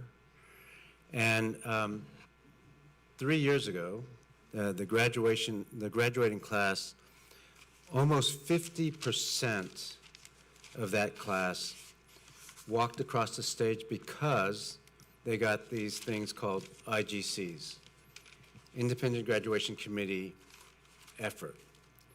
And it was, an IGC was never meant for students to, that many students to use. It was for a student that spent 2 months in a hospital and needed some way to finish, to complete their diploma. They couldn't help because they were in a hospital or something like that. And it got abused when you have 50% of your class graduating. Thank you. That's an abuse. So there's 260 graduates, about 130 of them got these IGCs 3 years ago. This class, only 4 graduated with an IGC. And their scores are higher. Yeah, that's worthy applause. And that's because Principal Cotter implemented a more rigorous curriculum. And it turns out if you raise the expectations and the rigor, our kids will meet that. And there was a lot of pride, not just from Cotter, it was from all the staff and the students about their opportunity that they've earned over the last several years at Sharpstown High School. I was at that one as well, and it was palpable. I mean, right before the students walked out and the processional, I mean, they were just beaming with pride, and it was awesome. It was nothing short of awesome. So we had this amazing experience at Delmar on Sunday where Yates was the first up. And so we're there, and at 11:30, graduation is supposed to be at 12. The power in the entire field house went off, and nobody could figure out exactly what happened. It turned out that in the Northwest Mall across the street, the center point of somebody had cut a power line. And so the stadium went black for basically an hour. And but the kids were just, I mean, they're screaming. We put them in the upper bleachers, and then eventually the power came on. And my remarks to them was, if you can turn on the lights here, you can turn on the lights anywhere. And they all cheered at that. It was really a fantastic experience. Yes, and Chief Jolivet, I was with her on another campus as this was happening, and she was calm, cool, collected, and got it handled. So we appreciate the entire staff, all the graduations. It was fantastic. We will now address discussion and report item 1, acceptance of the report from Board Audit Committee Chair. Ms. Garza-Lidner, Chair of the Audit Committee, you have the floor. Thank you, Madam Chair. The Board Audit Committee met on June 2nd. Our outsourced internal audit firm, RSM, updated us on the status of the internal audit plan, which is proceeding on schedule, and they provided draft reports on the ProCard and contract administration audits, which are before the board for approval tonight. RSM also suggested a number of areas to continue auditing for the 26-27 fiscal year, which the audit committee will consider at its next meeting. If there are any questions or comments from my colleagues, please go ahead. Any discussion? No, we will move on. Now we have the reports from the superintendent. Superintendent Miles, you have the floor. Thank you. Yes, ma'am, I'll do it from the podium at the first presentation.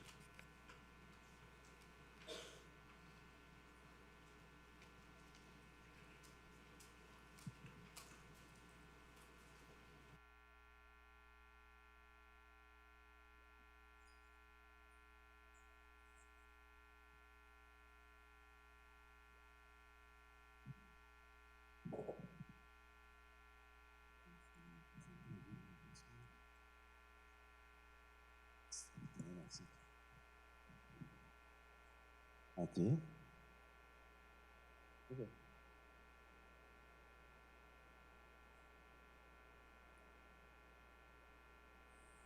All right, so as you know, the state put out or published the end of course exams, and we have the state averages as well. And then we have the K through 8 preliminary. State will publish those next week, so I'm not going to go through the K through 8. We'll do that at the next meeting, because then we'll have more firm numbers from the state, and we'll also have the state averages. But we do have the end of course exams, and a couple of things to note before I go through these numbers. Number one, 99% of our kids took the STAR exams. Despite some effort to discourage people to take the STAR, it's an important exam. It's taken all across the state, and people pay attention. And they pay attention because the numbers mean something, maybe not on its face. But if you get a meets plus, that means you're reading at grade level. And that's important. It's important for kids here in Houston, but it's important for kids all over the state and all over the country, wherever their exam is. The NAEP looks at that, and there's big aggravation and concern if the NAEP numbers goes down. So the numbers on these assessments are important. They mean something. They are not something that we should just brush aside or ignore. And when people discount that, they are discounting the kid's effort and the teacher's effort. If they're poo-pooing, especially our underserved kids and their success, that is not something we should admire. That is not something we should celebrate. I mean, I'm talking about that sort of criticism leveled at the STAR scores when our underserved kids and our other kids are improving in. And by the way, that's why we were brought in. The intervention is based on an A through F rating, most of which is on the EOC and the STAR exam. And this district was failing terribly. In fact, since the history of the STAR exam, which started in 2012, there was another test before then. In every single year, this district only had one test in 2017 out of the 20 exams where this district passed the state average. And then in 2022, one time. In every single other case, they were below the state average, including all 5 EOC exams. And so we were not doing well. We had 121 DNF campuses. So these numbers are important not only for the intervention, but for what they mean for the opportunity for kids.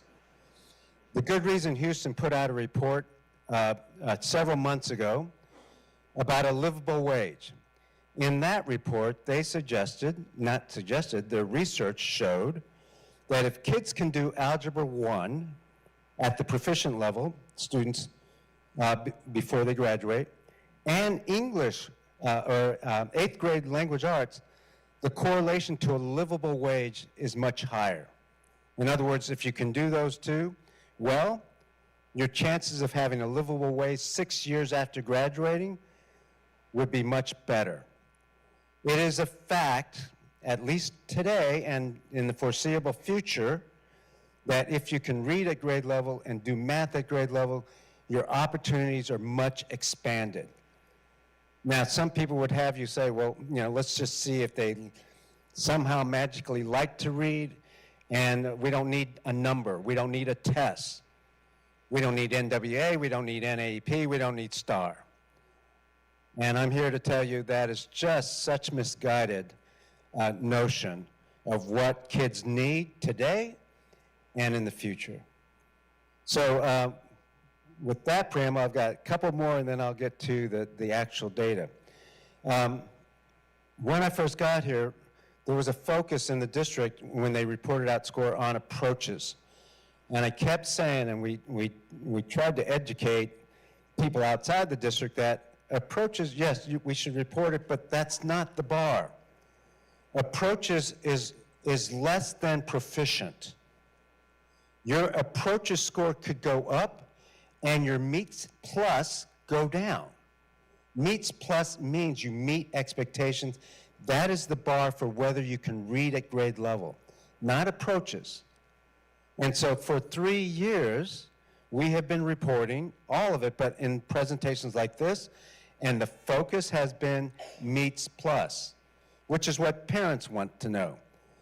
It's not good enough. Let's raise the bar. It's not good enough to say, look, my kid passed. In many courses, you could pass with a D. I don't think anybody's happy about that. And in the STAR test, you can pass, but you're not at meets plus, which is met expected growth.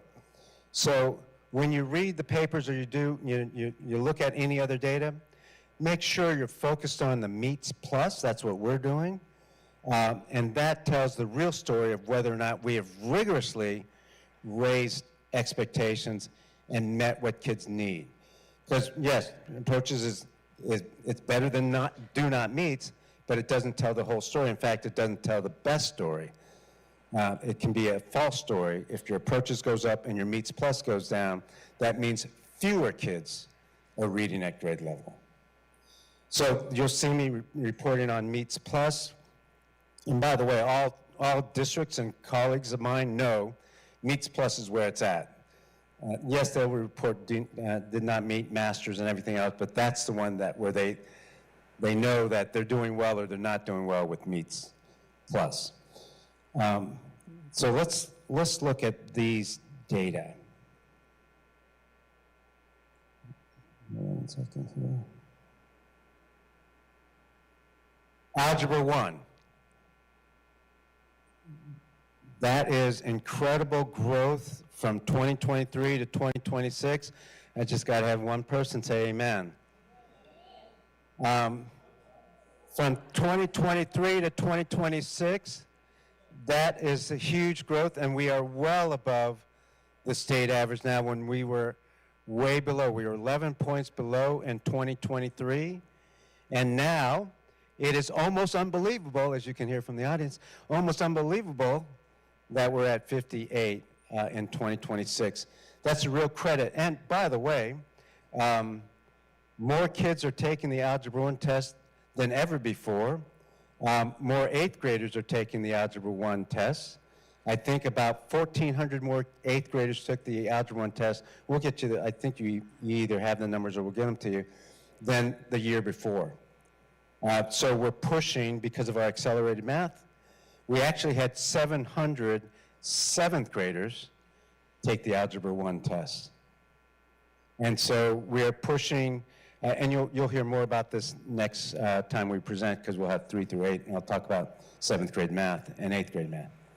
That's Algebra 1, well ahead of the state in Algebra 1. And remember, that's one of the two things that you really look at as a leading indicator for livable wage.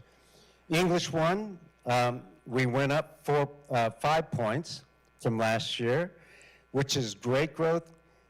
This is the only EOC where we're not above the state average. Remember, when 3 years ago, we weren't above the state average in anything. You can see we're how many points behind? 13 points behind 3 years ago, and now we're just 2 points behind. English 2, we're tied to the state average when we were 12 points behind 3 years ago. Huge increase in English 2. Biology,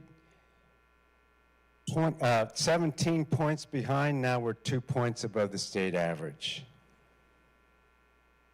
So those are the 5, oh wait, one more, U.S. history.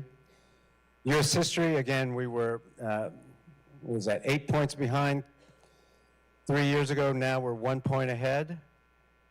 And so in every single EOC, we're ahead. There was one other preamble I needed to tell you, and that is this. What's a good score and at the state level and at the district level? If we were to go up, and I've said this before, I've said this every year, at a district our size, if you go up 2 or 3 points in a year, that's good on one exam. And we've kind of, spoiled y'all because we're going up on average way more than that. The other thing, out of the 20 exams, and we have the results back on 18 of them, counting EOCs and K through 8 scores or 3 through 8 scores, there are 20 exams. How many should you go up in to be, to have a good year? And we keep getting 18, 17, 19, and that is really good. That's unheard of to do year after year. And so to have these scores, especially in EOCs, go up, all 5 of them, and we'll talk about the others here in a minute, is really good and unheard of. To do it 1 year, that's great. To do it 2 years in a row, this sort of growth is incredible. And then 3 is just unheard of, 3 years in a row of this sort of growth. Because you'll notice in the state, a lot of times, even in this district, in the past, there's been ups and downs and ups and downs. And if you were to get just 15 out of 20 up, that would be a celebration. So we got to hand it to our teachers and principals and this team over here for all the work they've done, and obviously our kids to whom these results belong. And so at a minimum, let's just give it up for our kids.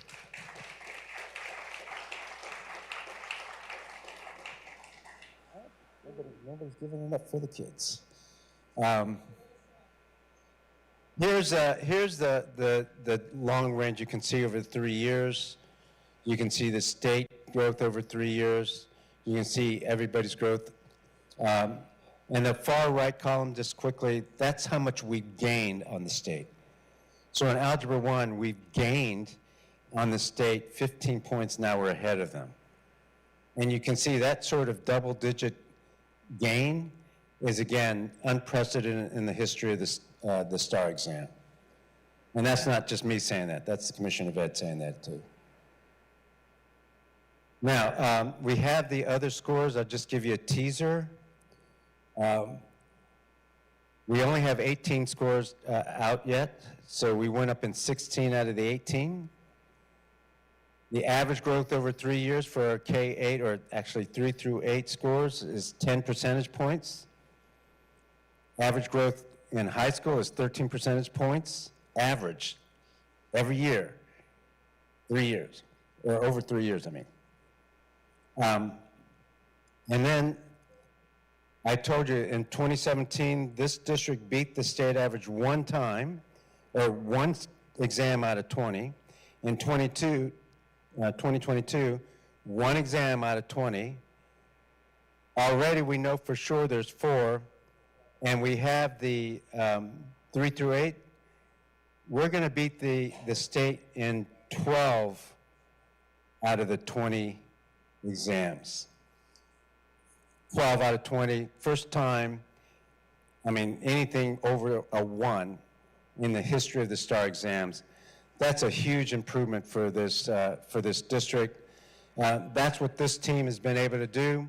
That's what our principals and teachers have been able to do. That takes some real skill, late nights, and some courage. Who's got the first question?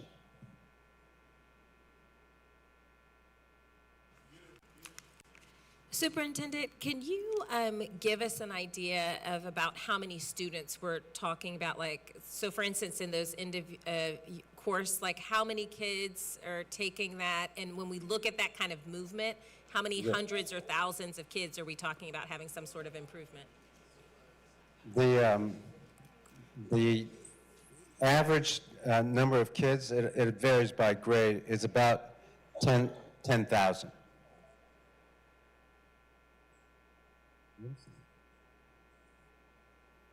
It's about 10,000 students. So you can, that's a rough estimate, but it's about right. Question. So that's a whole bunch of kids who are now reading at grade level more than a year ago. Think about all those grades and the proficiency increase. That's many more kids having an opportunity at getting a livable wage and exceeding in high demand, high wage, and high skilled jobs. The other thing is we will break it down for you later because we only just got these data and we're still analyzing. But in the last 2 years, the minority achievement gap, meaning the growth, the increases in our Black and brown students, is much higher than our other students who are doing well also, our white and Asian students, for example. They're also improving. Black and brown students are improving about 4 times what our white and Asian students are doing. So talking about serving underserved kids, paying attention to underserved kids, making sure that those schools and those kids have just as good an opportunity as anybody else is undeniable. Superintendent. Yes, sir. Superintendent, I just looked really quickly as you went through the slides. It looks to me like the state is relatively flat. There's been very little growth in the state as you go across this a lot of these categories, maybe one or two, some have gone up, gone down, Yes, gone up, but they're relatively flat compared to a district that has now been at least demonstrated growth. Is that normal for the state to be flat like that? So I think if a state representative was here, they would say, look, good growth for a state this size, 5.2 million kids. There's regression to the mean, so you can't have wild swings, but you can go up 1 or 2 a year, 1 point a year, or 2 points a year would be good. And as you can see here, I think that they would be not happy with English 1 and English 2 and U.S. history, because that's not 1 or 2 points in 3 years. That's less than that. They would be justly proud of Algebra 1 over 3 years, which is 3 points. We grew 24 points in that same time. They would also be proud of biology, which grew 14 points in that time. 9 of those 14 points coming in the last year. I think many other districts are doing what we're doing, which is testing kids in the 10th grade year. We grew 33 points compared to their 14. So yes, I think when you think about English, fairly flat. And in our case, 11 and 12 points gain on the state, 10 and 14 points in 3 years. Thank you. Yes, sir. Superintendent Miles, you have talked before, you predicted this maybe a year ago. You said that year 3 would be the best year yet because of the cumulative gains of the better instruction, more aligned curriculum, all of those things. For middle and high school, yes.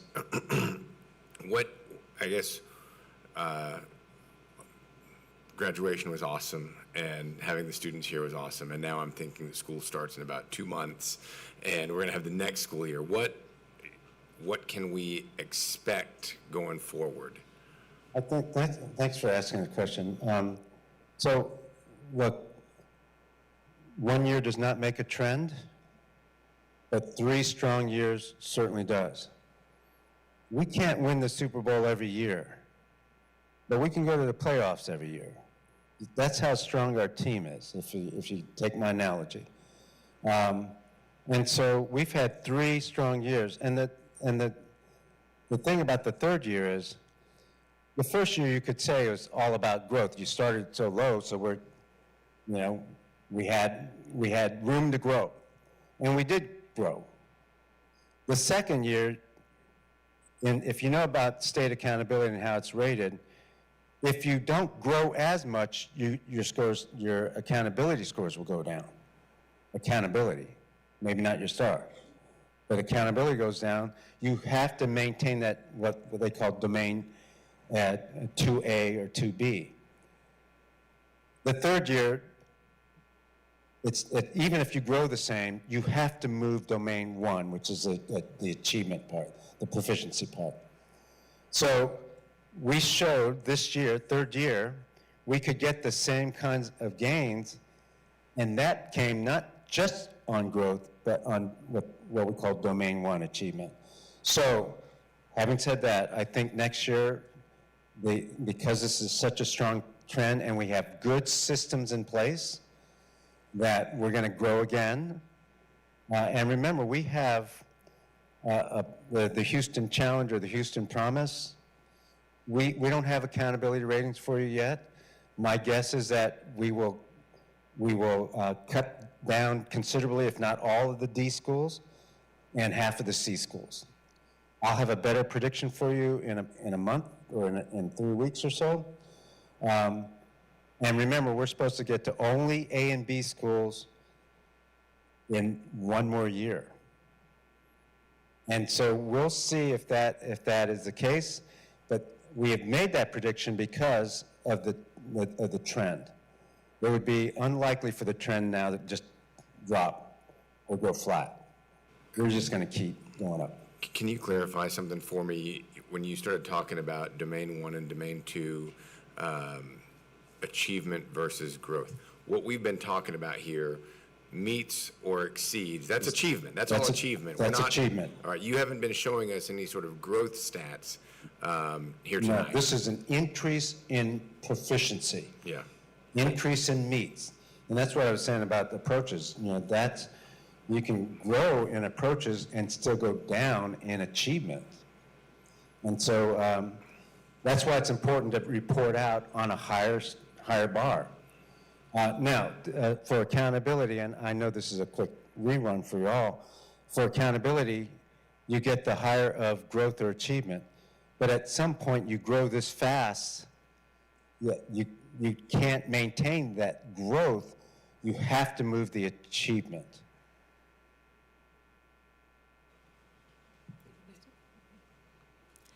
Superintendent, along those lines, is there a tipping point where we've done what we can with growth and like, what is the limit here? I mean, this is exceptional, but at some point, if we keep beating the, like, do we have a limit where we say we need to adjust? You're not going to see these 18-point swings because now we're in that, like, can you talk a little bit down the line what this looks like?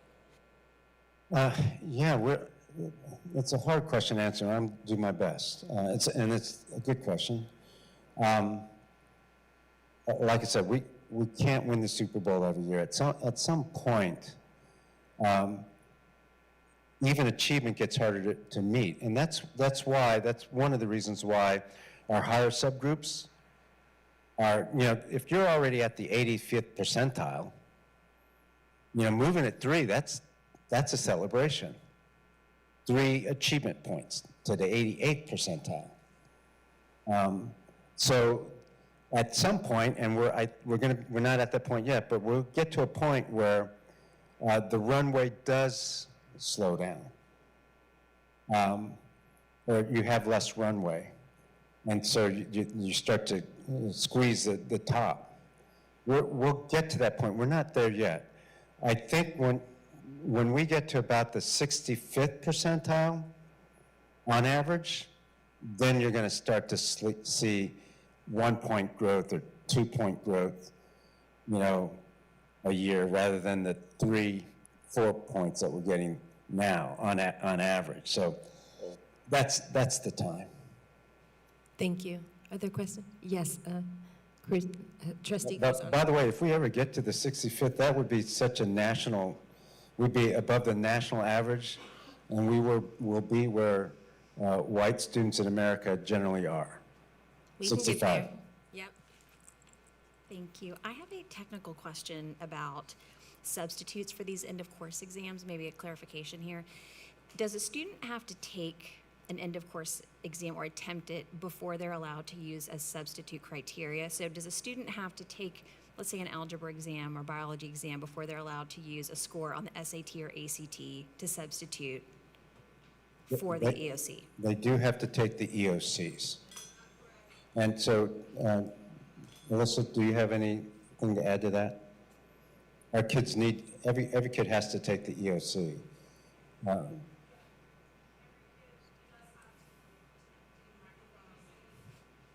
Can you please step to the microphone? Thank you so much.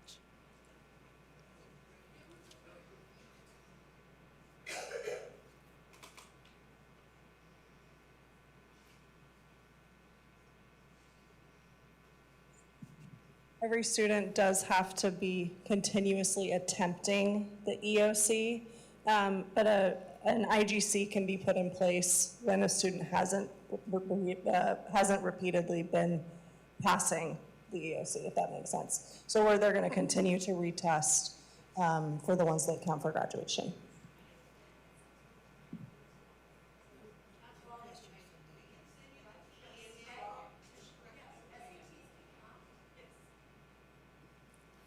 Okay, go ahead. Do we All have right, more thank you. questions? Thank you. Any more questions? All right, thank you. All right, thank you.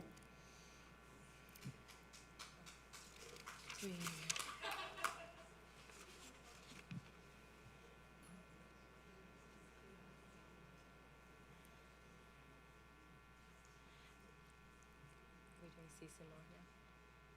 We're going to do CCMR now? Okay.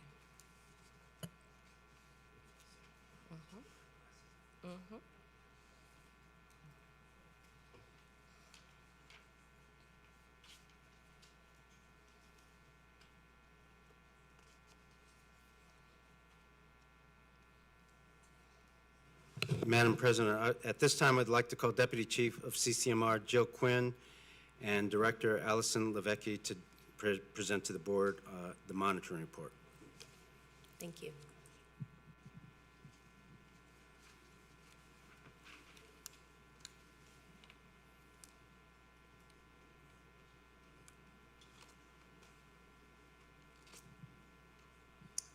Good evening, Superintendent and members of the board. I am here this evening to present the progress monitoring report related to Goal Progress Measure 3.1. As you may recall, Goal 3 is related to CCMR, or college readiness outcomes. So just to refresh, we have the overall goal, followed by tonight's presentation, which is the progress measure around 3.1, related to current 11th graders who are meeting TSI criteria across a variety of assessments, including SAT, ACT, and TSIA. And they do have to meet those criteria in both math and reading to be counted in this progress measure. To begin with, we're going to review where data landed in the 24-25 school year related to the overall goal, Goal 3, and data for CCMR is lagged. So here we're actually looking at data from the class of 2024. And we do expect fresh data for this overall goal to arrive in the early fall. So you can look for the overall goal data to be refreshed in the fall, but currently our progress measure is tracking our progress towards this. So for this year's current 11th graders, as of the middle of the year, which was April, 21% of our current 11th grade class is meeting TSI criteria in both reading and math, and we are on track to meet our end of year target of 22. When we look at how students are performing by subject area, we see that our current 11th graders, 27% of them are meeting math criteria. 35% of our current 11th graders are meeting reading criteria, and there are 21% that have met criteria across both subjects.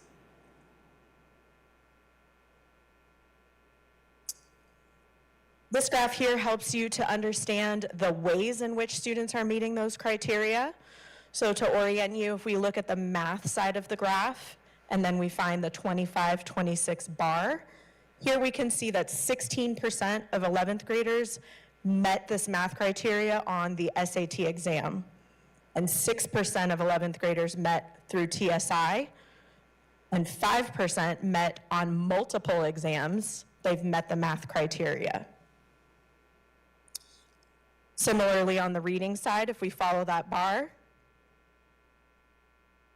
we can see that 29% of students met the criteria through SAT. So across the board, we have the majority of our students meeting this criteria through the SAT exam. Oh, a note here that we do offer the SAT exam to all 11th grade students in the spring. So that is an opportunity for everybody to sit for the exam, and then the other exams are offered as needed. Here, when we look at our standard breakout of student programs and student groups, we do see growth in our Black and Hispanic populations, as well as our students with disabilities and emergent bilingual students as well. And lastly, if we look at the data broken out by school type, we see that our NES students have increased their TSI readiness by 50% year over year, increasing to 9% of our NES students demonstrating college readiness here.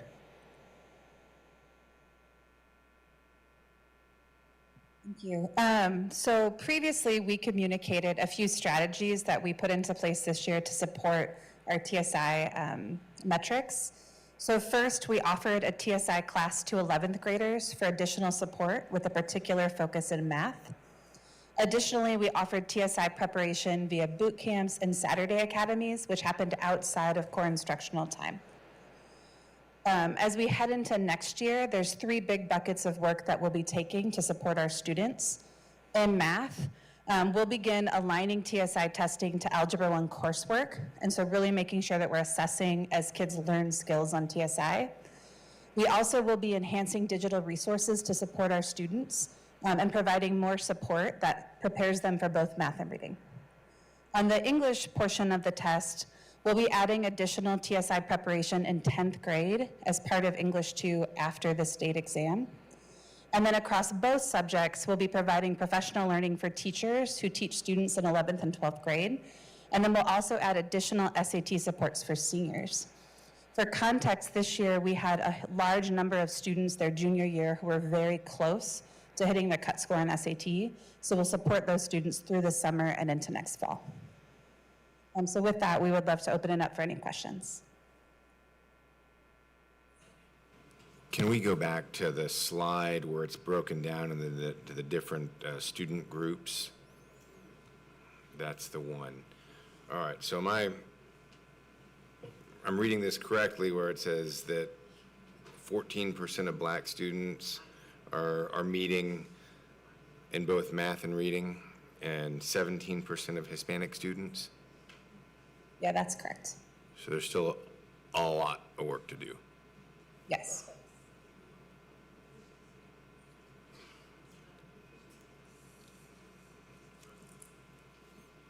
Other questions? Yes, Dr. Cruz-Honor.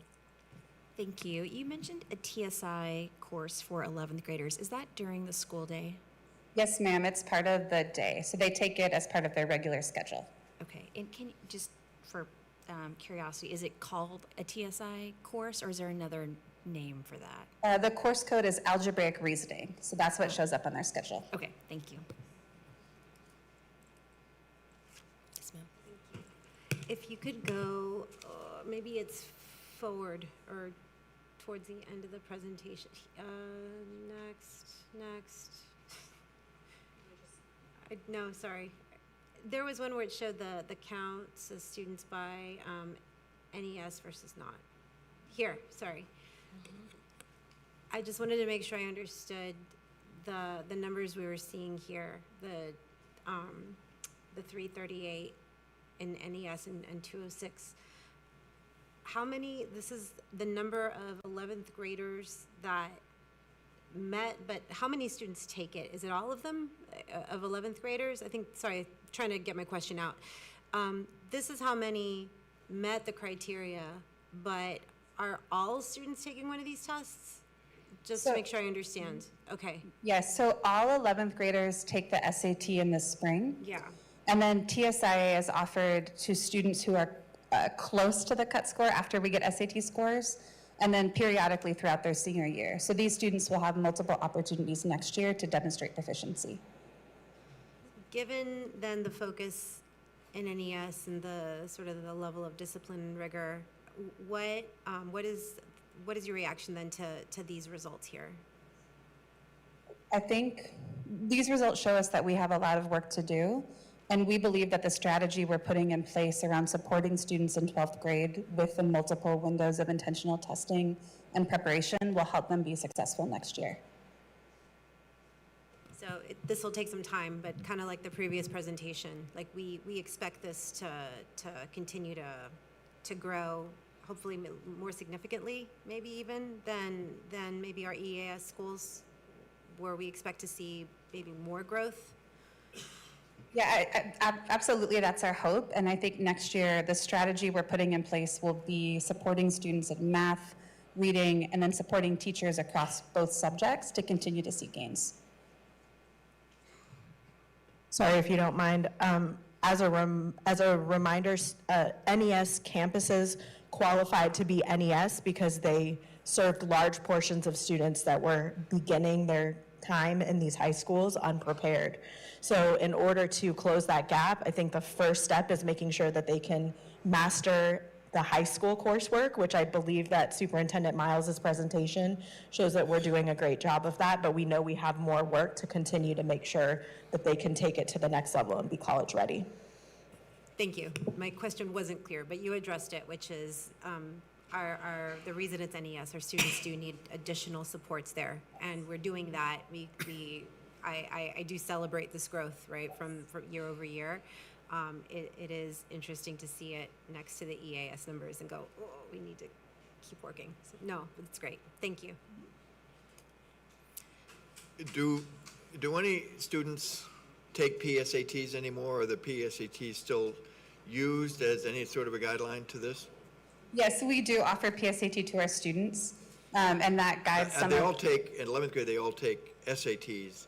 Is the PSAT voluntary, or do they all take the PSAT? We can look into the exact numbers, but PSAT is offered prior to the 11th grade SAT. No, I get that. Yeah. No, I understand that. I just was wondering whether or not PSAT is an early indicator that would give you some more guidance on what's going on in the SATs. We can get back to you with the exact report on PSAT data. I know that we are offering it to our students and it guides our support heading into SAT, but we can come back with more information. And it doesn't look like there's any ACT in this at all. You reference ACT, but are they taking ACTs or not? A small number of students do take ACT, but our overall strategy is SAT for all students. Thank you. Can you tell us a little bit about, so you talked about what the TSI prep looks like for algebraic expression, but then you also said there was some sort of reading TSI. What does it look like on the reading end? And can you tell us a little bit about that? Yeah, so this week actually we have students who are taking TSI boot camps, and they receive preparation in both math and reading. We partner with Houston City College, so HCC supports us in implementing those boot camps. And then next year we'll strengthen our boot camps and use our best teachers to provide the boot camps to students in both math and reading. And are the boot camps invitation only? Like how do the students access this? They're open to anyone, and then we additionally target students who we know are not yet TSI ready. So we make calls and send home communication through Parent Square to invite those students in particular. Great. And then can you tell us a little bit, you said we have enhanced digital resources. What does that mean? So this year we've been using Khan Academy, and so we've been tracking our students' usage to help make sure that they're getting that additional practice. Heading into next year, we're reimagining and taking some time this summer to make sure we have the right digital resources to support our students with TSI prep. Thank you. Any other questions? Thank you.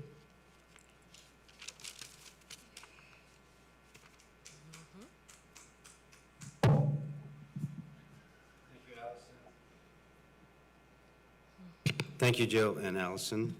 Our last presentation to the board this evening is on the recommended 2026, wait a minute, I'm sorry.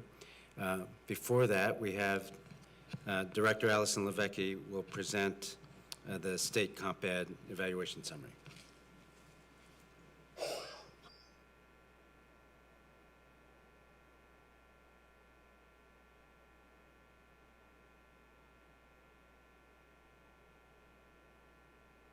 Good evening. It's still me. I'm here to present the public hearing related to the state compensatory education program. And as a reminder, this is lag data reporting on the 24-25 school year.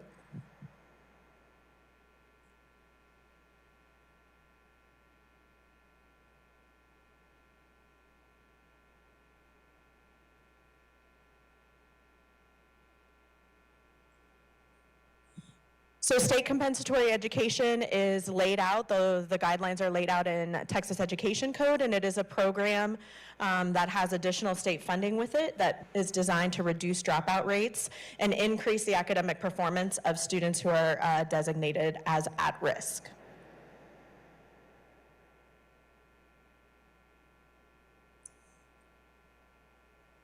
The report, the annual report for the 24-25 year is posted on our website for the public to review, and just an overview of the goals of this report. They were to document the effectiveness of the accelerated instruction provided to these at-risk students, to present the disparities that may exist in high school completion rates between our at-risk and non-at-risk students, to examine and summarize how the cost funds for compensatory education were used as listed in district and campus improvement plans, and lastly, to evaluate the effectiveness of accelerated instruction programs for students that were served under House Bill 1416. So again, I encourage you and the members of the public to view the full report on the district website.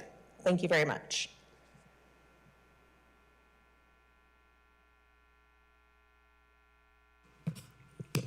All right, and finally, the last presentation this evening is on the recommended 2026-2027 budget. As a reminder, we will ask the board to vote on the recommended budget and hold a public meeting to discuss the budget and proposed tax rate on June 25th, 2026. At this time, Senior Executive Director of Budgeting Daniel Flores will present on the recommended 26-27 budget. Daniel. Thank you, Superintendent, board members. Last budget workshop, I was given the opportunity to present the one slide that you will find at the end of the presentation. But leading up to it, we will discuss in more detail all three funds that are needing to be approved on the 25th. So following the agenda, we will discuss the property values and then the three funds for adoption on the 25th. On that one form that I was describing. Of course, we have our goals that we go through the entire budget workshop process. Always keeping in mind the board goals when we look at the budget. This is just another point of reference. We show these every time. And then the timeline. We are in that last bottom right-hand corner, presenting the budget, recommended budget, and then next board meeting, we will vote for it.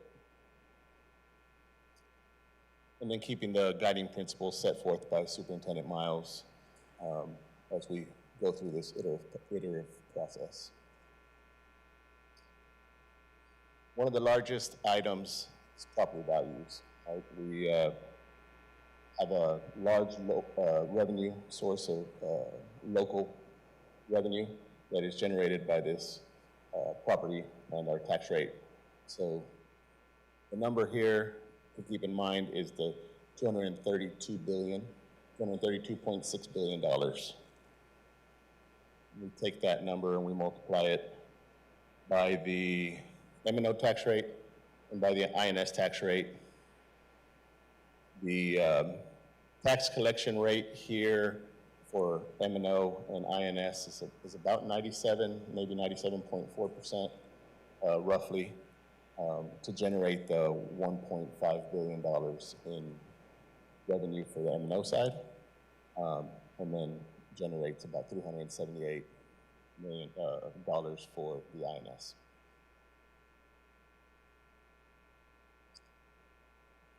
So part of the general fund, you look at the column on the far right, that is the column that's going to make it into the final summary sheet at the very end. We will break this down further, so I will go over the revenue in more detail. So here's the $1.99 billion, the largest portion being local revenue of $1.6 billion, $364 million in state revenue, and then federal sources, $20.8 million. On the expenditure side,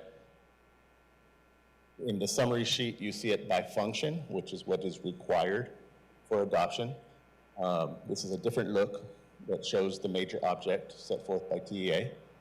The largest, obviously, being personnel costs at $1.5 billion. But a total expenditure of $2,015 million.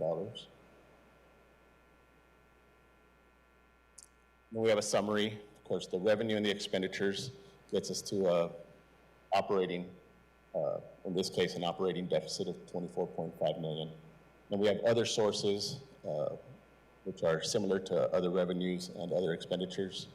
And then the net of that is $23.6 million. Add that to the operating. And so we have a net change, a proposed net change in fund balance of a deficit of $790,000. Forecasted fund balance for fiscal year 26, which ends on June 30th, $730 million.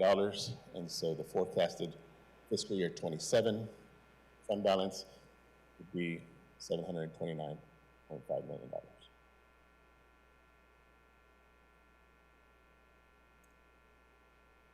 This slide's a breakdown of an analysis of the EAS and the NES per pupil breakdown.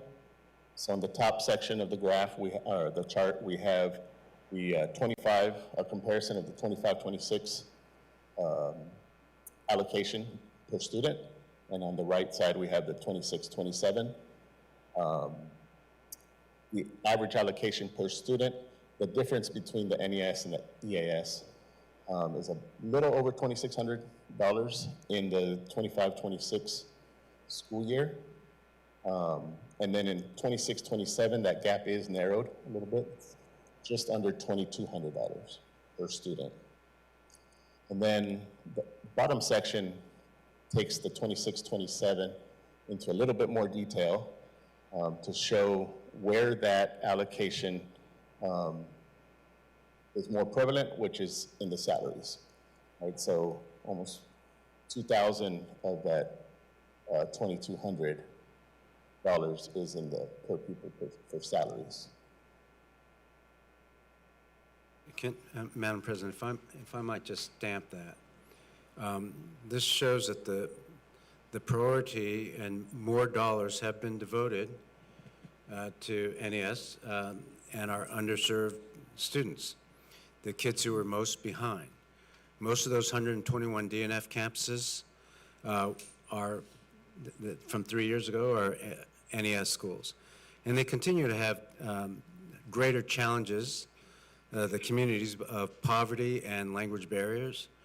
And so an effective district, and the one that we were charged to do, does put the money where the need is.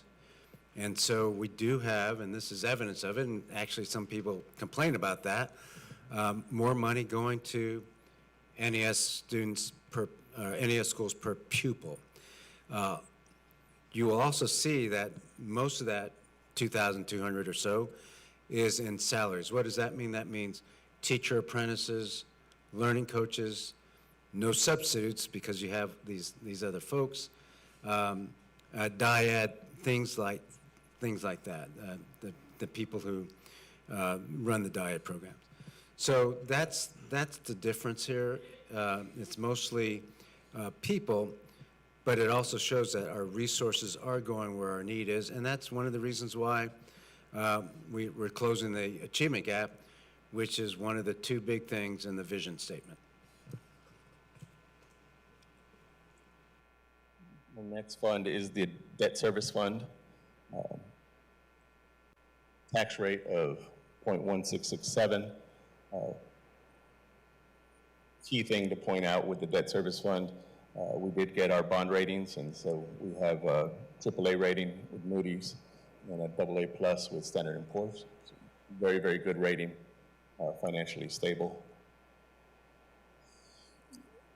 This is what our debt service goes to pay, right? So our bond profile and the outstanding par is our principal. So $1 billion of principal. And then you'll see the graph on the bottom left, which shows the principal and interest over the course of the next 17 years, 15 years. So most of it is front-loaded here over the next 3 years, and then it starts to taper off. So we're very financially stable on our debt service side. I'm sorry, can you go back to that one for just a second? So obviously the district needs a bond desperately. Is this, are we front loading this? Are we paying this now so that in a couple of years the district will be in a better position to take that on financially? Absolutely. The tax rate would definitely support the bond.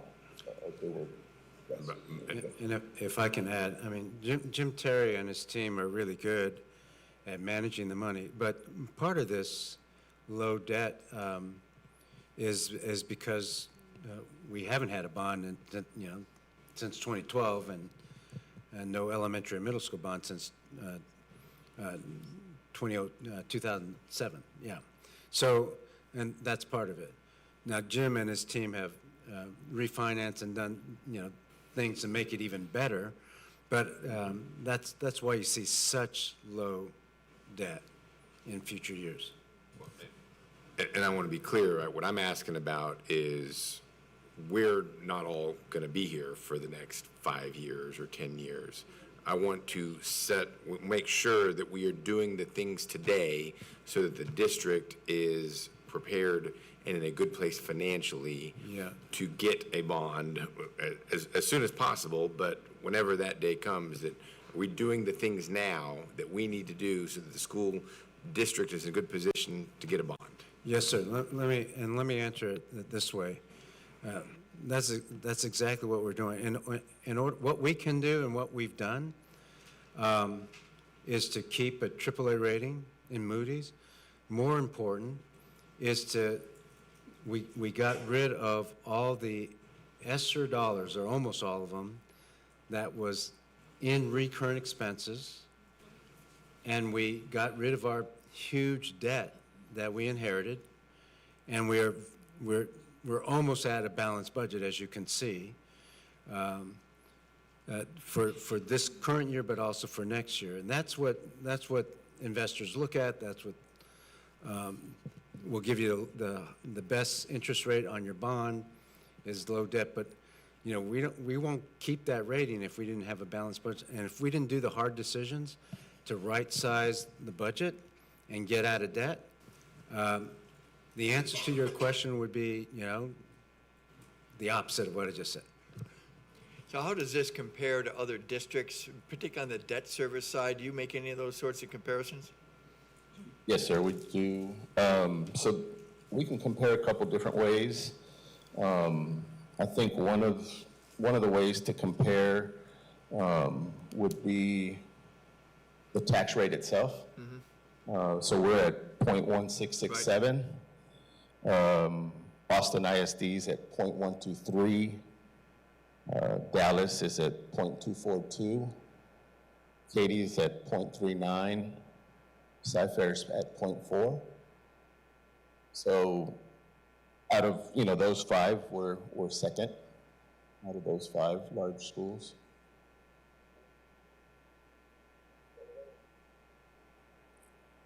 What is their what?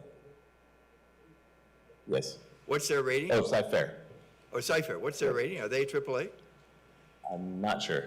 I can get you that information. I mean, if I'm a grader, I would be a little nervous about that in terms of the size of the tax burden that creates for the local people. But Dallas just did a $6 billion bond issue. Is that right? Something like that, Mike? Yes. Yep, $6 billion. Yeah.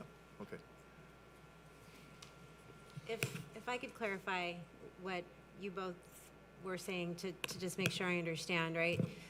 The point of we need a bond and the point of tough decisions, like without a bond, we're working with only the money we're collecting from taxes. That's it. Like we don't get any money from anywhere else, basically. So to me then, how I hear that is we continue to have to make tough decisions. On the other side, we hear people who complain about the AC or the conditions of the schools and things like that. Those issues will continue to grow, right? Or we spend less on we choose between spending on our teachers and on our programs in schools and what our kids need versus, let's say, fixing the AC. Am I interpreting this right? When we went out for a bond, we showed that we had 10 billion worth of need, at least $1.03 billion of security and safety needs.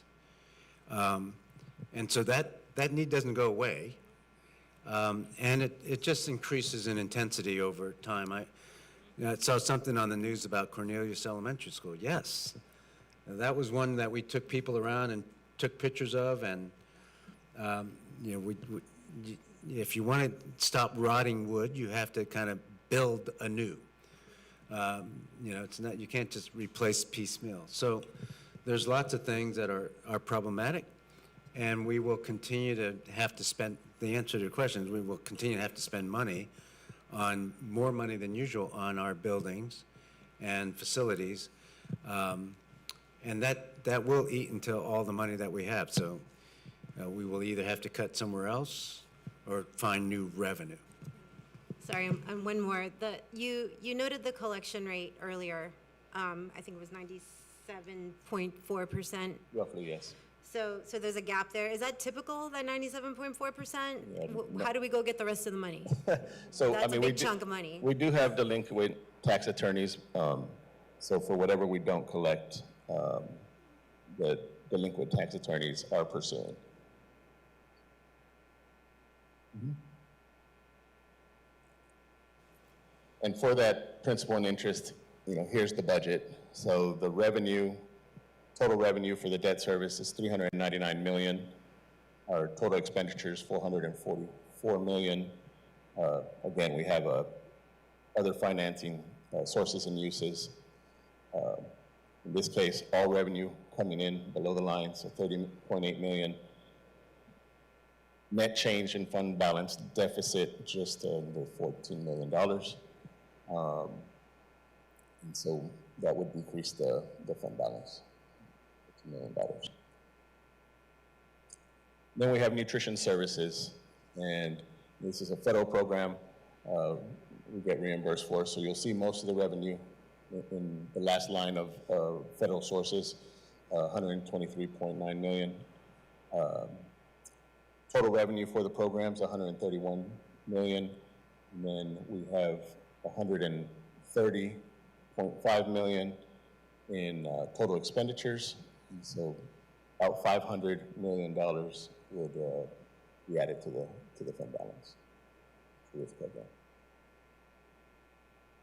And then here's that one slide.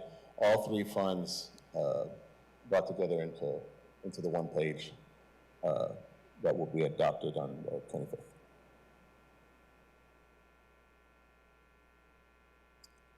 Any questions? Questions to my right? Yes, Dr. Cruzano. Thank you, and you certainly don't have to go all the way back to slide 7. My question is from, I believe, slide 7 on tax property values, and I want to clarify that I believe that the preliminary values are as of April 2026, right? And that the certified values won't be available until this summer. July 25th. July 25th, okay. Do you anticipate any significant changes between now and then? So the tax office does give us a range of about 5% accuracy, plus or minus 5%. The range they do give us is between 220 billion and 244 billion. This past year, we saw about $2.3 billion decrease from April to July. So, did you say million? Billion. Okay. So right now we have 232.6 billion. Yeah, we only get we only get a small portion of that. So. That's the value, right? Then we multiply it by the tax rate in order to get the revenue. Okay, thank you. Additional questions?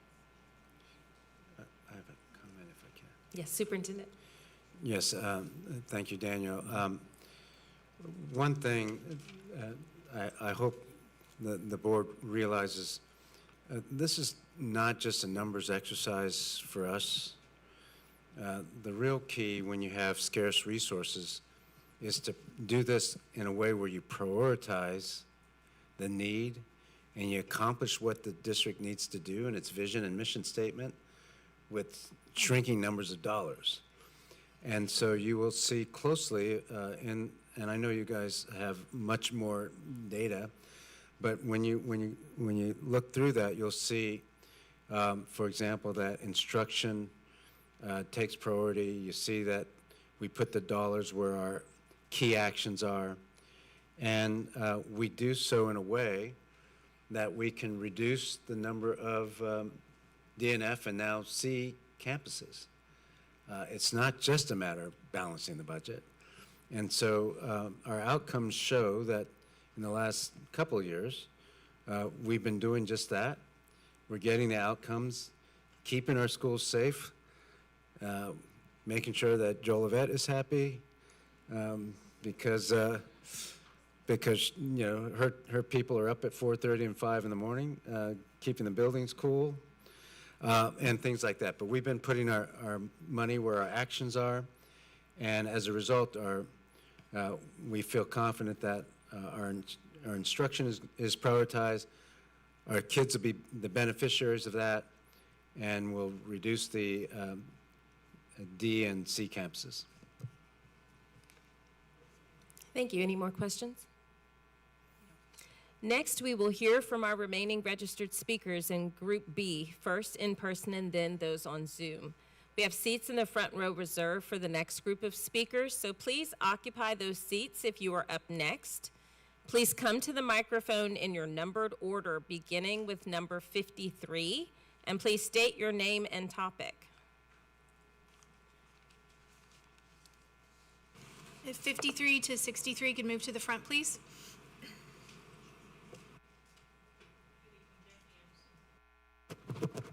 Jackie Anderson, President of the Houston Federation of Teachers. Terry Greer, the former certified superintendent, stated, "The most important decision a school board or superintendent makes, bigger than all the rest, is who they name to lead and manage. When you name the wrong person in a leadership role, nothing fixes that bad decision. Not compensation, not benefits, nothing. The discussion to waive Miles' certification for the 4th time is absurd. Miles continues to exhibit minimum standard, yet he lodged that he would not accept that from teachers or administrators. His own certification clearly states that it is inactive. Under TA certification, the inactive certificate does not currently entitle the certificate holder to work as a professional educator in Texas public schools. You, as a board of managers, should require Miles at least meet minimum standards, the same that he requires of employees. Effective leadership starts at the top. And yes, in November, we will remember."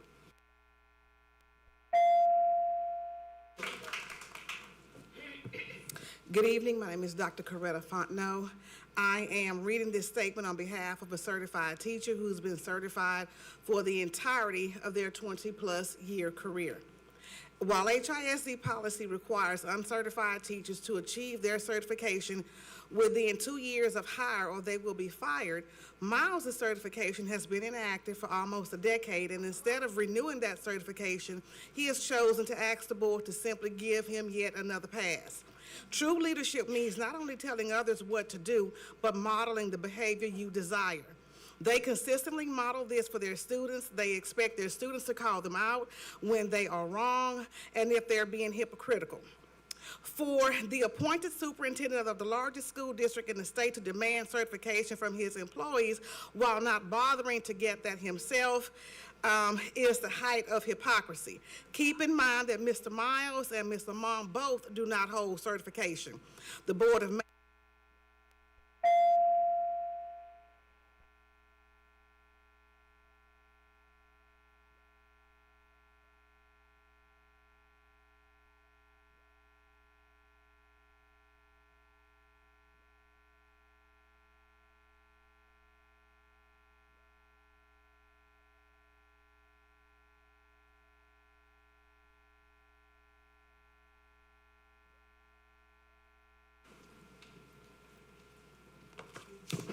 Good evening. My name is Carmen Nuncio. Mike Miles, you have made a living harassing teachers, principals for too long. Why are you still trying to moonlight your way to more money. Will there ever be enough? Our kids don't deserve harassed teachers, and they do not deserve to be in the Texas heat inside their own school gym. Northside High School kids went months without the AC being fixed and were sweating and miserable so that you could save a dime. Field trips were canceled days before because of you. Why is money more important than our kids? I know you were sent here to do a job, but why do you do that? I pray for you. Maybe there's hope for you, for your soul. Either way, you will leave after the November election. I say again, Gina Hinojosa.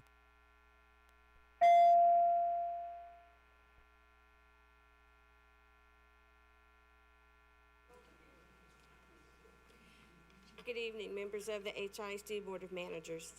You are power brokers making decisions that shape the future of our children.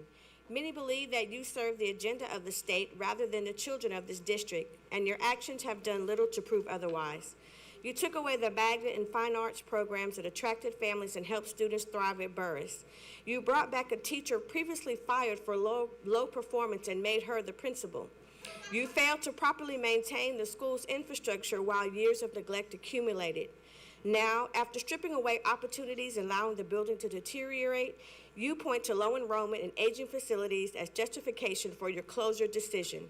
Don't piss on us and call it rain. You know, and data supports, that enrollment did not decline in a vacuum.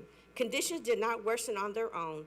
The choices made by this board and by HISD leadership contribute directly to where Burris stands today.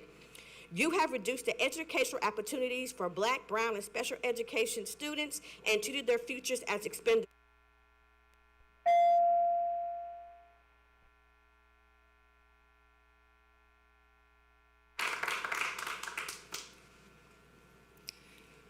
Good evening. My name is Nathan Yankee. Our son just completed kindergarten at Sinclair Elementary.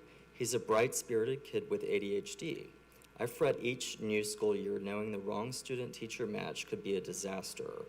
Fortunately, our son is a testament to the power of early intervention in public education.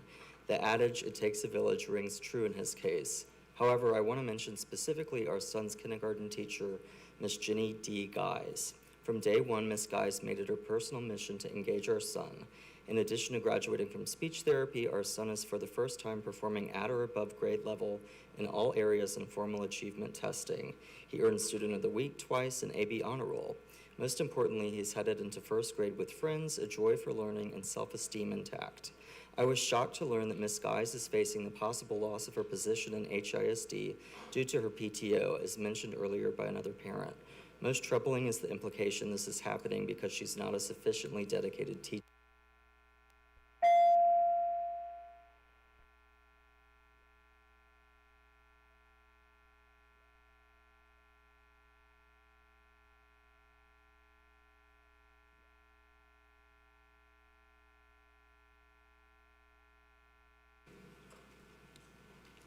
Good evening. I'm Jackie Cross-Eckford, the proud son of the proud graduate of Houston ISD, a son who finished on an IEP despite the challenges with autism at Westside High School, a disability advocate and public school advocate for public schools, and a 1980 graduate of Jones High School. I'm here to petition the board to pause the Success Initiative because I believe Mike Miles has violated the superintendent constraint number 3. HISD says only 5,000 students are impacted because they are being moved into hubs, but the number doesn't tell the whole story. This plan also impacts students with IEPs who have successfully maintained non-self-contained status due to supports provided by the very programs that you are proposing to remove. You cannot call it success when it means stripping away supports from students who need their resources, those resources to stay in the general ed classroom alongside.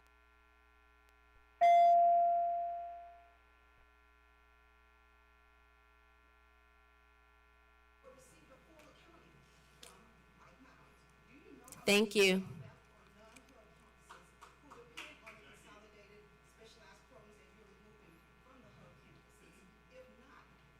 Ma'am, thank you.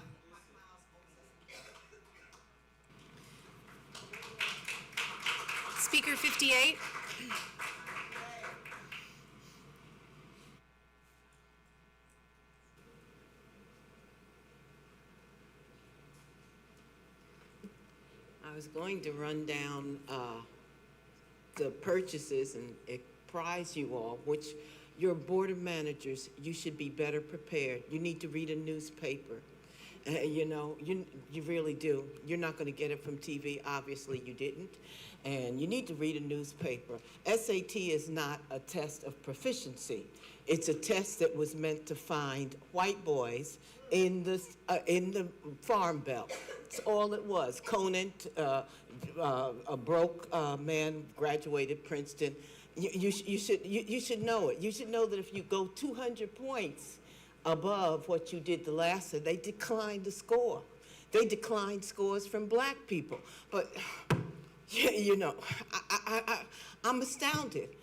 And I know we're not paying you. We give you a very nice stipend to go around. You're supposed to go to the graduations. Did you not know that? Board of managers, you're just supposed to clump in here and sit down in your upholstered chair? Oh, thank heavens, get out the vote, get out the vote.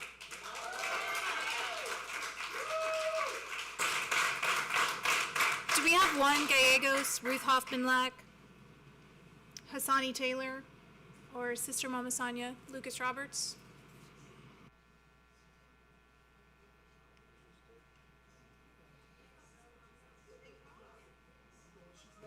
I am Dr. Ruth Hoffman-Lack. I want to correct one of the assertions that Mr. Miles has put forward to justify the Special Education Consolidation Plan. On Hello Houston, Mr. Miles claimed now one teacher won't have a class with dyslexia, autism, and behavior problems all in one class. That is just false. First, self-contained classrooms for autism and behavior support are already separate. Second, many children who are served in those classrooms have multiple disabilities. A child with autism may also have dyslexia. A child with a behavior problem may have a learning disability. In fact, it's often the case that an undiagnosed learning disability is really the cause of behavior problems. Every special ed teacher is trained and expects to teach children with multiple disabilities in any classroom. The claim that teachers will no longer have multiple disabilities in one classroom is blatantly false. You couldn't create that situation even if you wanted to. It doesn't exist. But you know.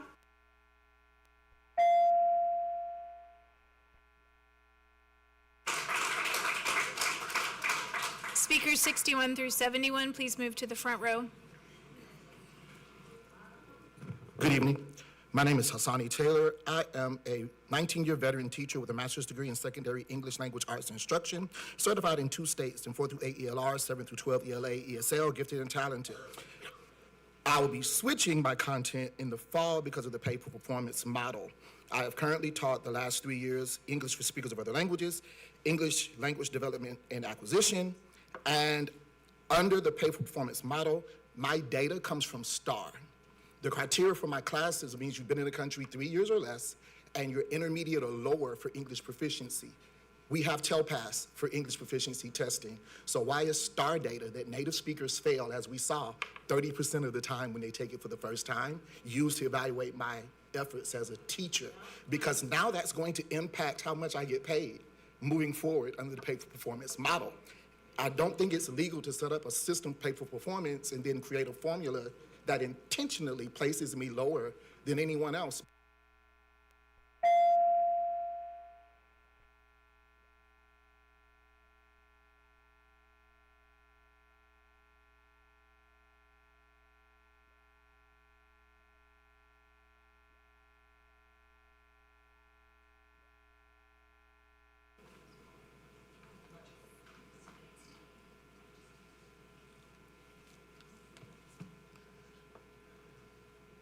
I send greetings to the usual suspects. From the usual suspect, Dr. Pamela Bovelin, who is recovering from a stroke. For the 2025 school year, I've spoken about the lack of libraries in our schools. Thank you, Board of Managers and F. Mike Miles, for resurrecting the vestiges of the enslavement period, where my ancestors and ancestors lost their hands, limbs, eyes, were gouged out from their families, sold from their families, even killed just because they wanted a book. Your actions of removing the access of books to black students are reminiscent of Jim Crow, Ku Klux Klan, John Birch Society, and all the garden variety races. Oh yeah, I forgot, MAGA and Project 2025. As like Miles and Board of Managers, your actions are evil, hateful, and heinous, especially when it comes to the scholars and books. I don't see how you can sleep at night, knowing what harm you are heaping on our most precious commodity, our So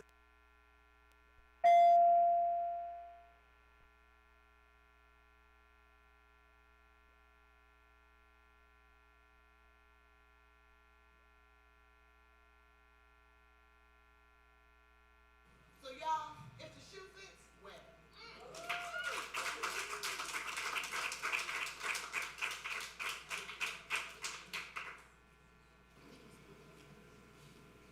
Good evening. I'm Christy Michelle Bruce, the retired certified emeritus school nurse. Well, Miles, it's been a whole 3 years. You're still here, hijacking our school district. Y'all thought we 5%ers or naysayers would be tired and quit? Not. We still here with 190,000 reasons to be on your back. Like the lack of transparency. You talk at the parents, not with the parents in regard to your educational plans. You know, the special ed hijacking, the constipated concept of the CTE centers, that color coordinated school closure, you know, the color black and brown. Refusal to get your certification for superintendency. You scared you're not gonna pass the exam, brother? And then you brag about the outcomes. So here we are. We still here, but your time's running out. Come November, we voting for Gina.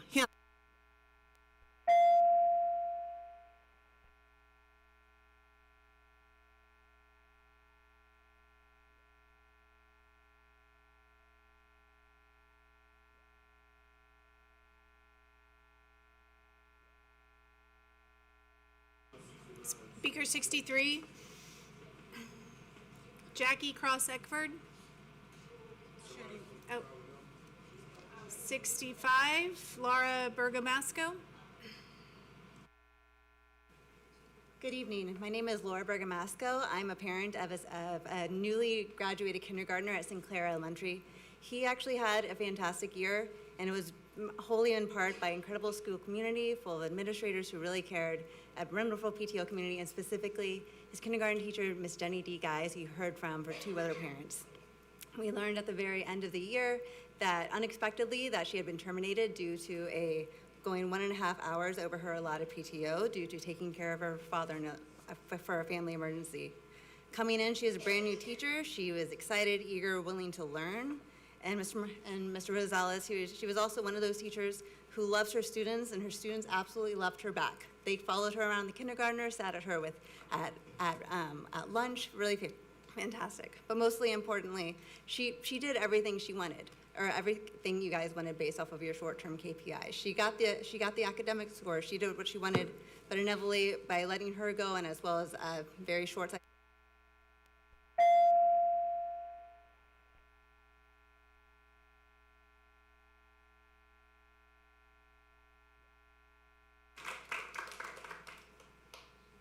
I'm sorry, I know y'all have struggles with counting, but you skipped 64, and that would be me. Thank you. Brandy Dowda, former certified librarian of HISD. I have nothing to say to y'all. Rebecca Solnit said the struggle for justice should never be abandoned because of the apparent overwhelming power of those who seem invincible in their determination to hold on to it. That apparent power has again and again proved vulnerable to moral fervor, determination, unity, organization, sacrifice, wit, ingenuity, courage, and patience. Miles has been referred to as a community breaker, but we've proven him wrong. Look at how many speakers came on a Thursday in June. The time to dig in our heels and reach across to our brothers and sisters in Austin, Fort Worth, and Beaumont is now. By building bridges to other occupied cities across Texas, we create a seawall against hurricane.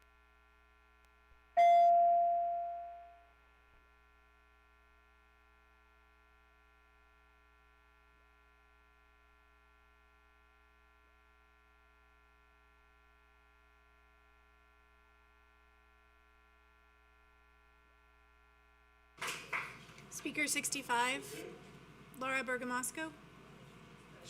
We already went? Okay. 67, Ming Don Tran. Okay.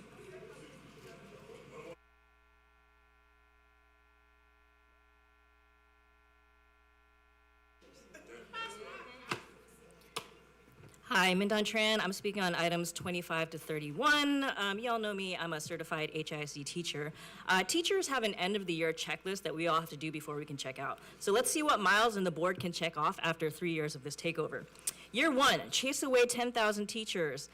Give Miles a $126,000 bonus for getting a failing score of 67% on his valuation. Oh, sorry, that was out of order. First, you got to steal money from HCC dual credit teachers that HCC paid. How much did you steal? Oh, $126,000. That number sounds familiar. Now we can give Miles his bonus. Okay, year 2. We use enhanced TIA, which isn't even approved yet, as an excuse to withhold HB2 raises from teachers. And now we have enough to give Miles an $82,000 bonus and a $30,000 bonus for all the EDs. Okay, convenient. Year 3, teachers who earned master TIA designation were awarded money by the state, but we're keeping that money from teachers too. So how big will Miles' bonus be this year?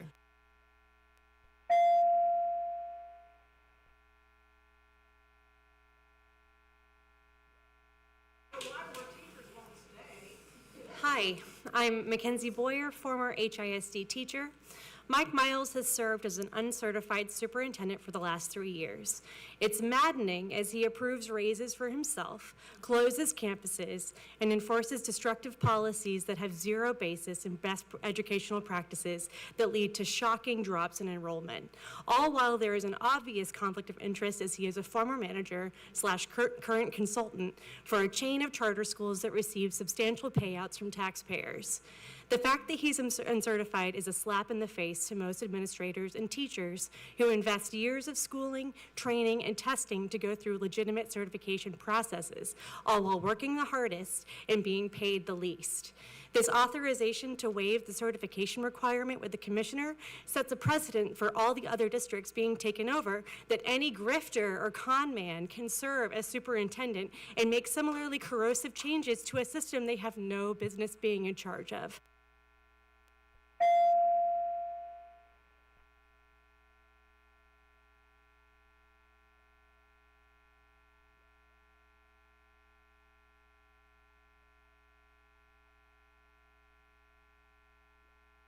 And 3 years ago, I was one of the first teachers that was placed in the termination process for HISD for speaking up and asking that the board of managers be able to be communicated with by the community.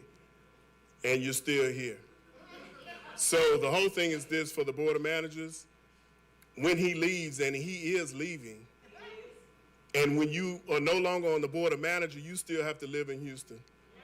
So that means that we can send emails, we can call, we can do everything that we can to make sure that you don't get any more jobs.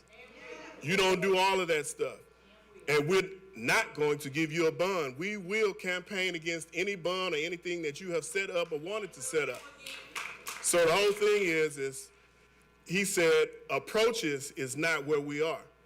And I'm talking about agenda number 11. He's just an approaches superintendent. He hadn't met. He's not mastered, he's done none of that. And I'll see you again. I'm not going anywhere. To all of you.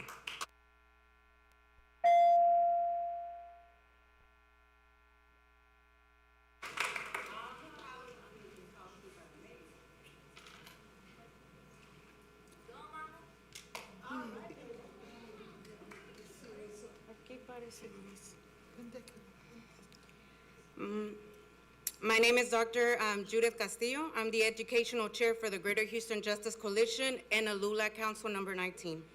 I am speaking on behalf of the family of Luis Medina Hernandez, a student of Westbury High School.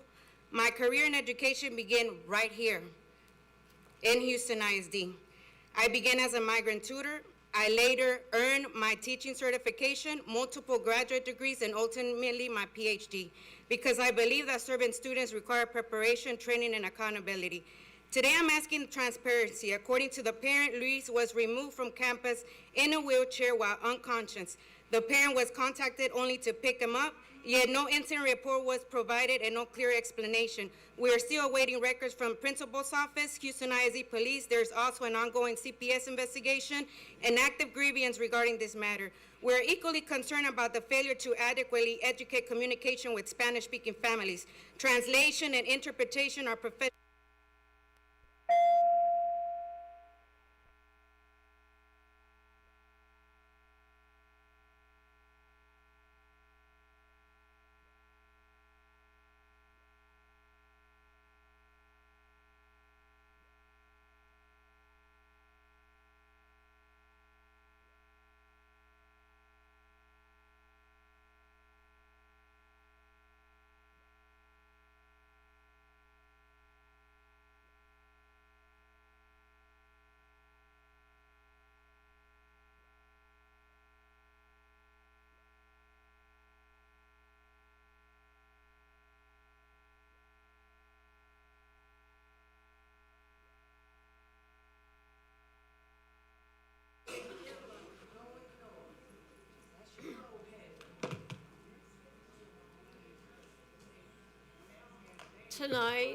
Tonight you will approve the same people to continue to serve on the audit committee, which is your only committee.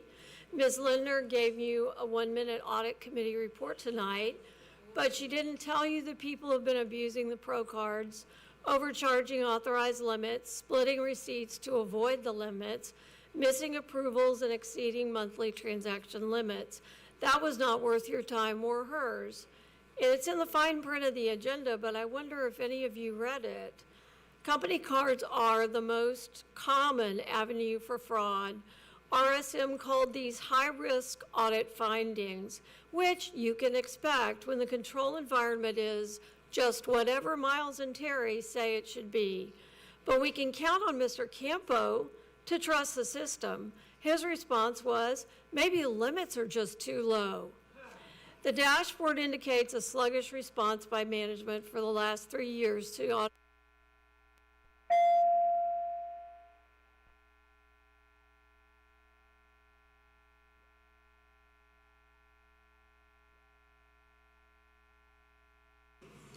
Could I have the rest of the speakers move to the front row, please? We're on number 72, Morgan Chavers.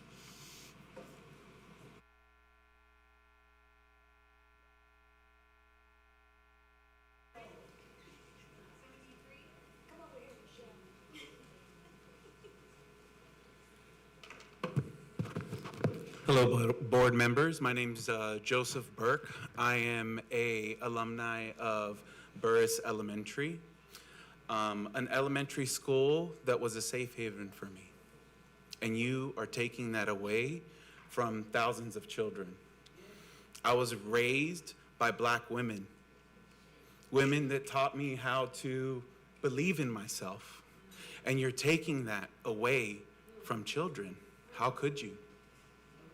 Think about what you're doing.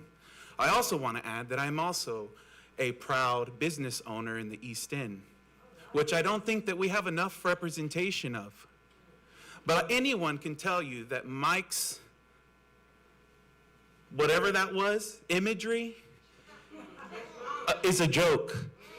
It's a complete sham, and it shows how to wreck and rebuild. Hey, vote in November so we can get these people out of here.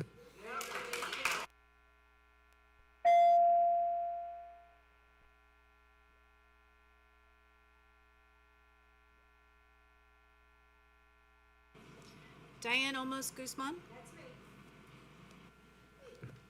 Good evening. I'm Diane Olmos Guzman, and I serve as LULAC District Director for District 19 Southeast Port Cities.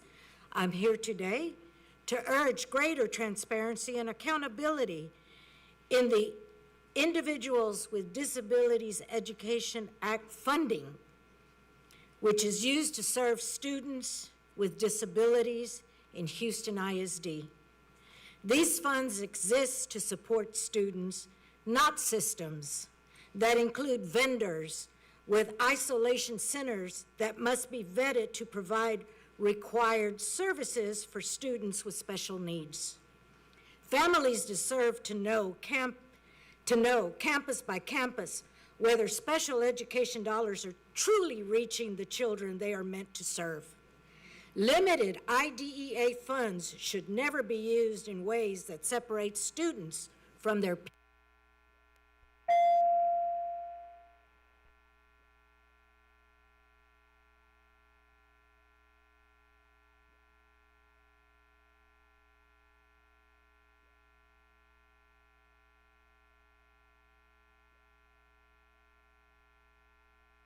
Public trust.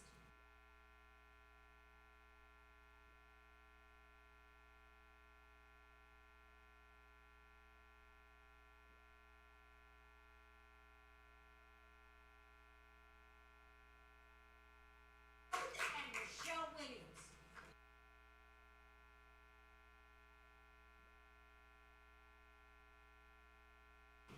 Speaker 75, Michelle DeBelin. Followed by Ruth Kravitz, followed by Jalen Wilson. Good evening. My students know me as Miss D. I am a soon-to-be licensed master social worker, a graduate from the University of Houston, and a substitute teacher who hoped to become a school social worker.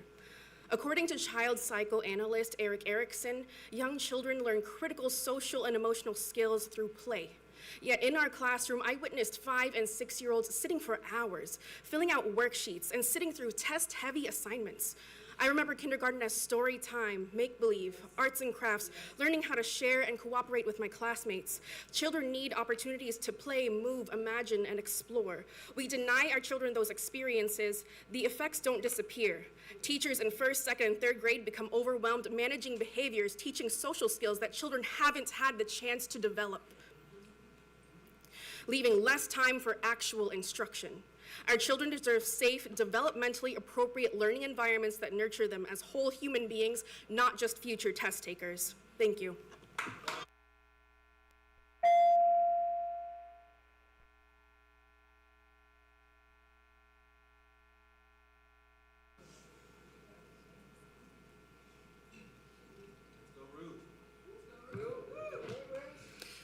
Good evening.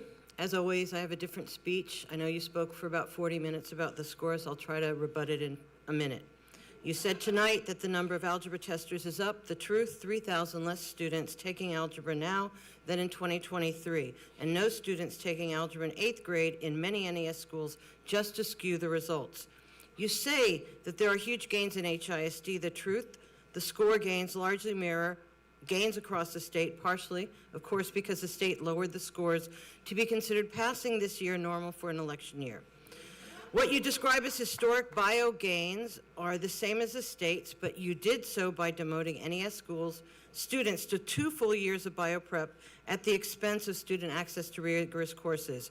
Your staff said we offered a TSI prep course to juniors called Algebraic Reasoning. You left out that to do so, you removed 50% of NES juniors from Algebra 2, even though many of them were previously successful in those courses. The numbers do not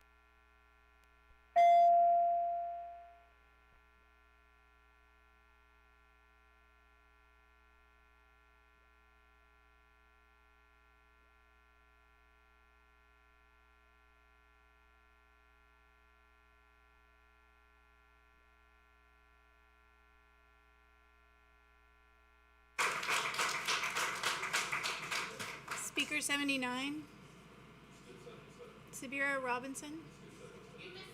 I called, are you Jalen? Go ahead, thank you. My name is Jalen Wilson, first-time speaker. I'm an organizer. I'm here today because a few weeks ago I had the opportunity to teach 15 black students from Yates about the Houston Arrow and the racism that guides HISD's systematic underdevelopment of black children.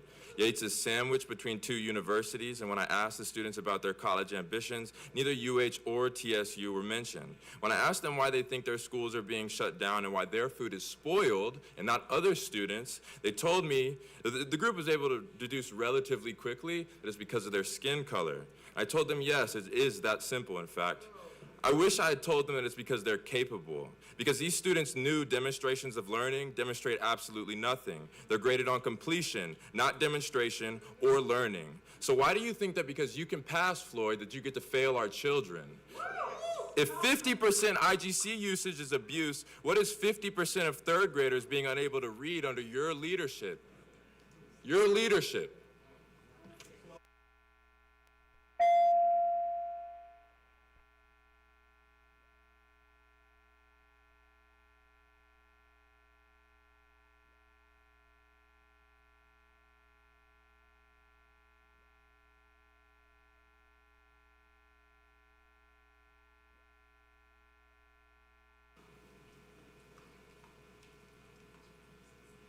My name is Sabra Robinson.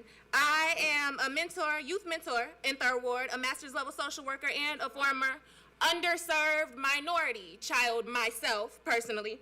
Tonight, I've heard children spoken of through numbers and a lot less about the intangible things like the health of the hearts and the minds of these students. And I cannot imagine judging children so harshly based on a test score. It shows no understanding for the children who fail their tests because they're stressed over meeting basic needs like the clothes they'll wear the next day, the food they're going to eat at home, or whether they'll even have electricity and water. Do we label them as disappointments, or do they fall into the category that requires raised expectations because they can't pass a test? Do you use that information to get that child further assistance with these basic needs so you can see the true capacity of their minds when it comes to learning? I urge you to place less focus on if a student can meet a score and more focus on if our children can meet their basic needs.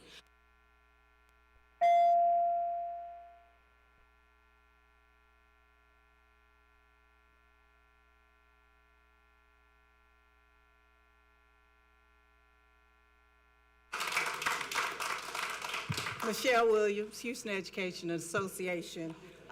Frederick Douglass says knowledge makes man unfit to be a slave. What his system is creating are slaves. There's not any knowledge or learning taking place in Houston ISD.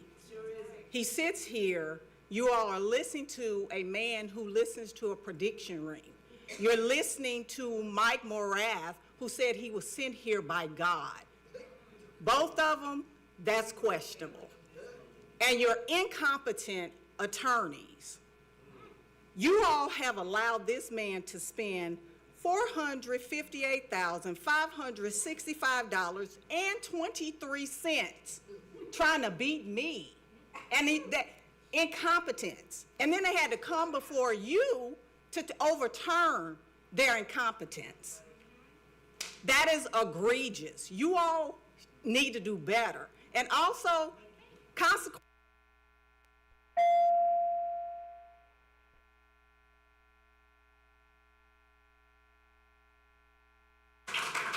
This concludes our public comment, Madam Chair. We will now take votes on two of our discussion and report items.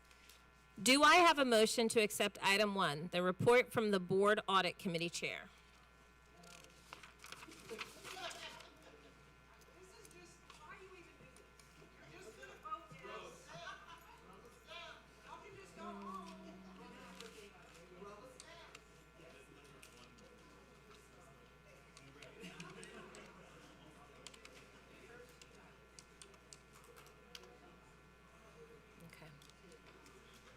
Everyone on here? Yes. We have a motion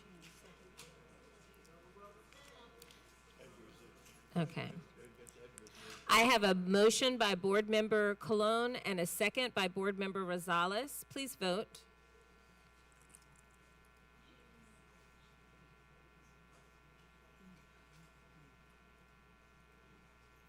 Voting is closed. That's yes, that's 7 in favor, 0 opposed, and no abstentions. The motion passes. Do I have a motion to accept item 2, the board monitoring update on goal progress measures 3.1? I have a motion by Board Member Rosales and a second by Board Member Colon. Please vote.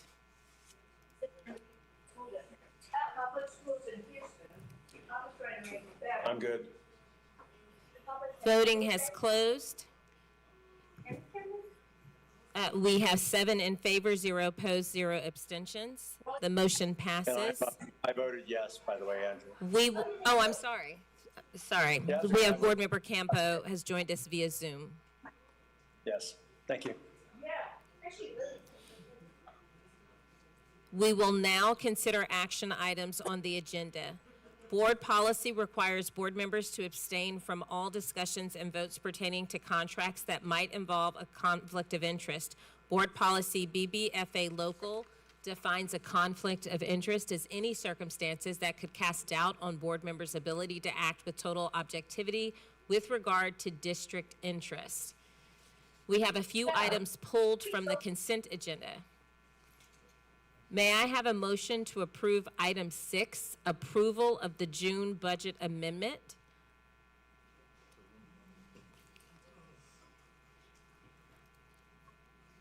I have a motion by Board Member Colon and a second by Board Member Mendoza.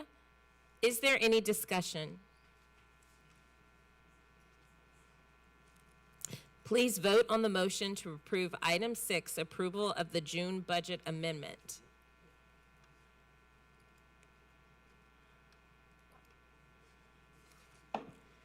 Voting has closed. Vote yes.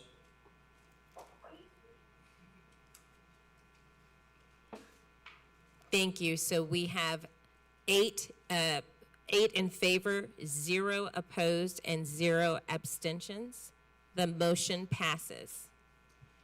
May I have a motion to approve item 7, adoption of a resolution regarding Security and Exchange Commission registered no-load money market mutual funds compliant with Federal Securities and Exchange Commission Rule 2A-7 promulgated under the Investment Company Act of 1940. I have a motion by Board Member Colon and a second by Board Member Garza Lidner. Is there any discussion? Please vote on the motion to approve item 7. I vote yes. Thank you. Voting has closed. We have 7 in favor, 0 opposed, and 1 abstention. The motion passes. May I have a motion to approve item 8, adoption of resolution approving the revised list of approved broker-dealers? I have a motion by Board Member Garza Lidner and a second by Board Member Rosales. Is there any discussion? Please vote on the motion to approve item 8. Vote yes. Thank you. Voting has closed. We have 7 in favor, 0 opposed, and 1 abstention. The motion passes. Do I have a motion to approve the remainder of tonight's agenda items by consensus?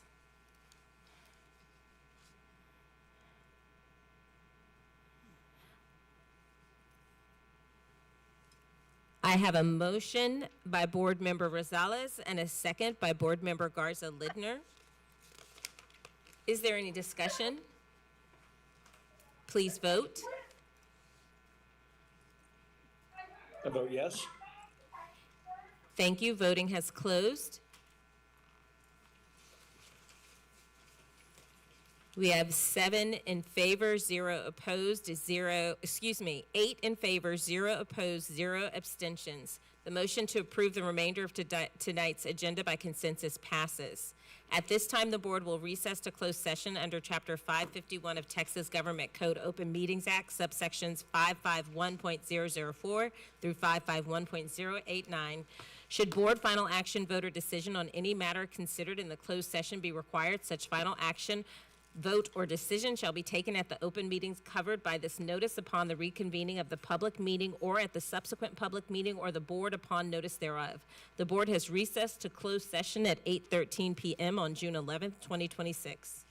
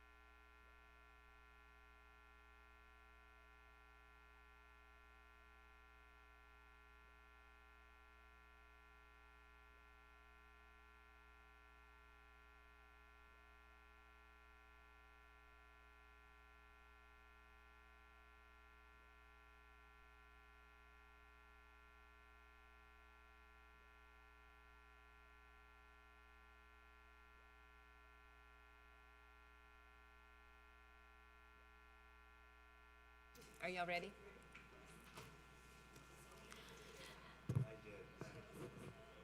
Good evening. This meeting is reconvened at 8:45 p.m.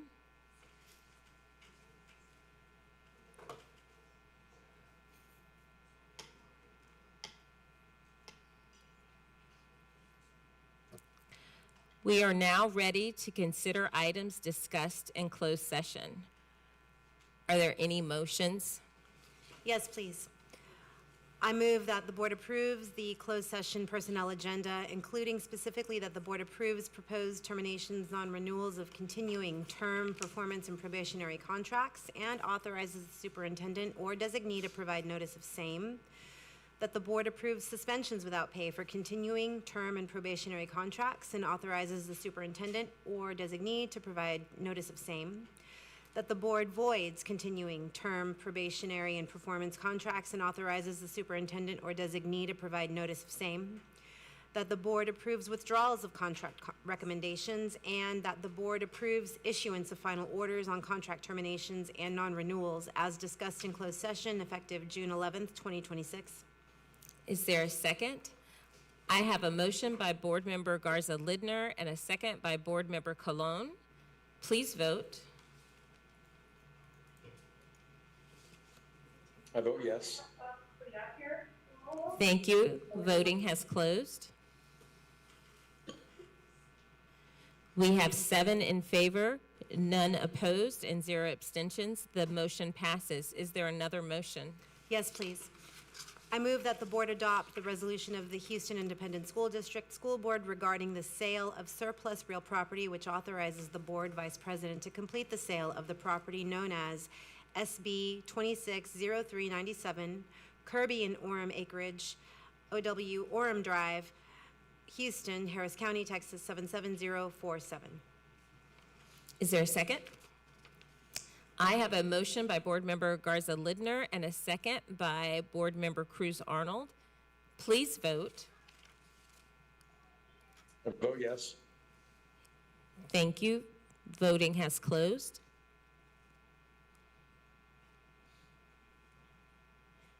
We have 7 in favor, 0 opposed, and 0 abstentions. The motion passes.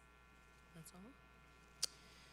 The board will hold a special meeting on Thursday, June 25th at 5 p.m. The next regular board meeting will be held on August 13th, 2026. There being no further business, this meeting is officially adjourned at 8:47 p.m.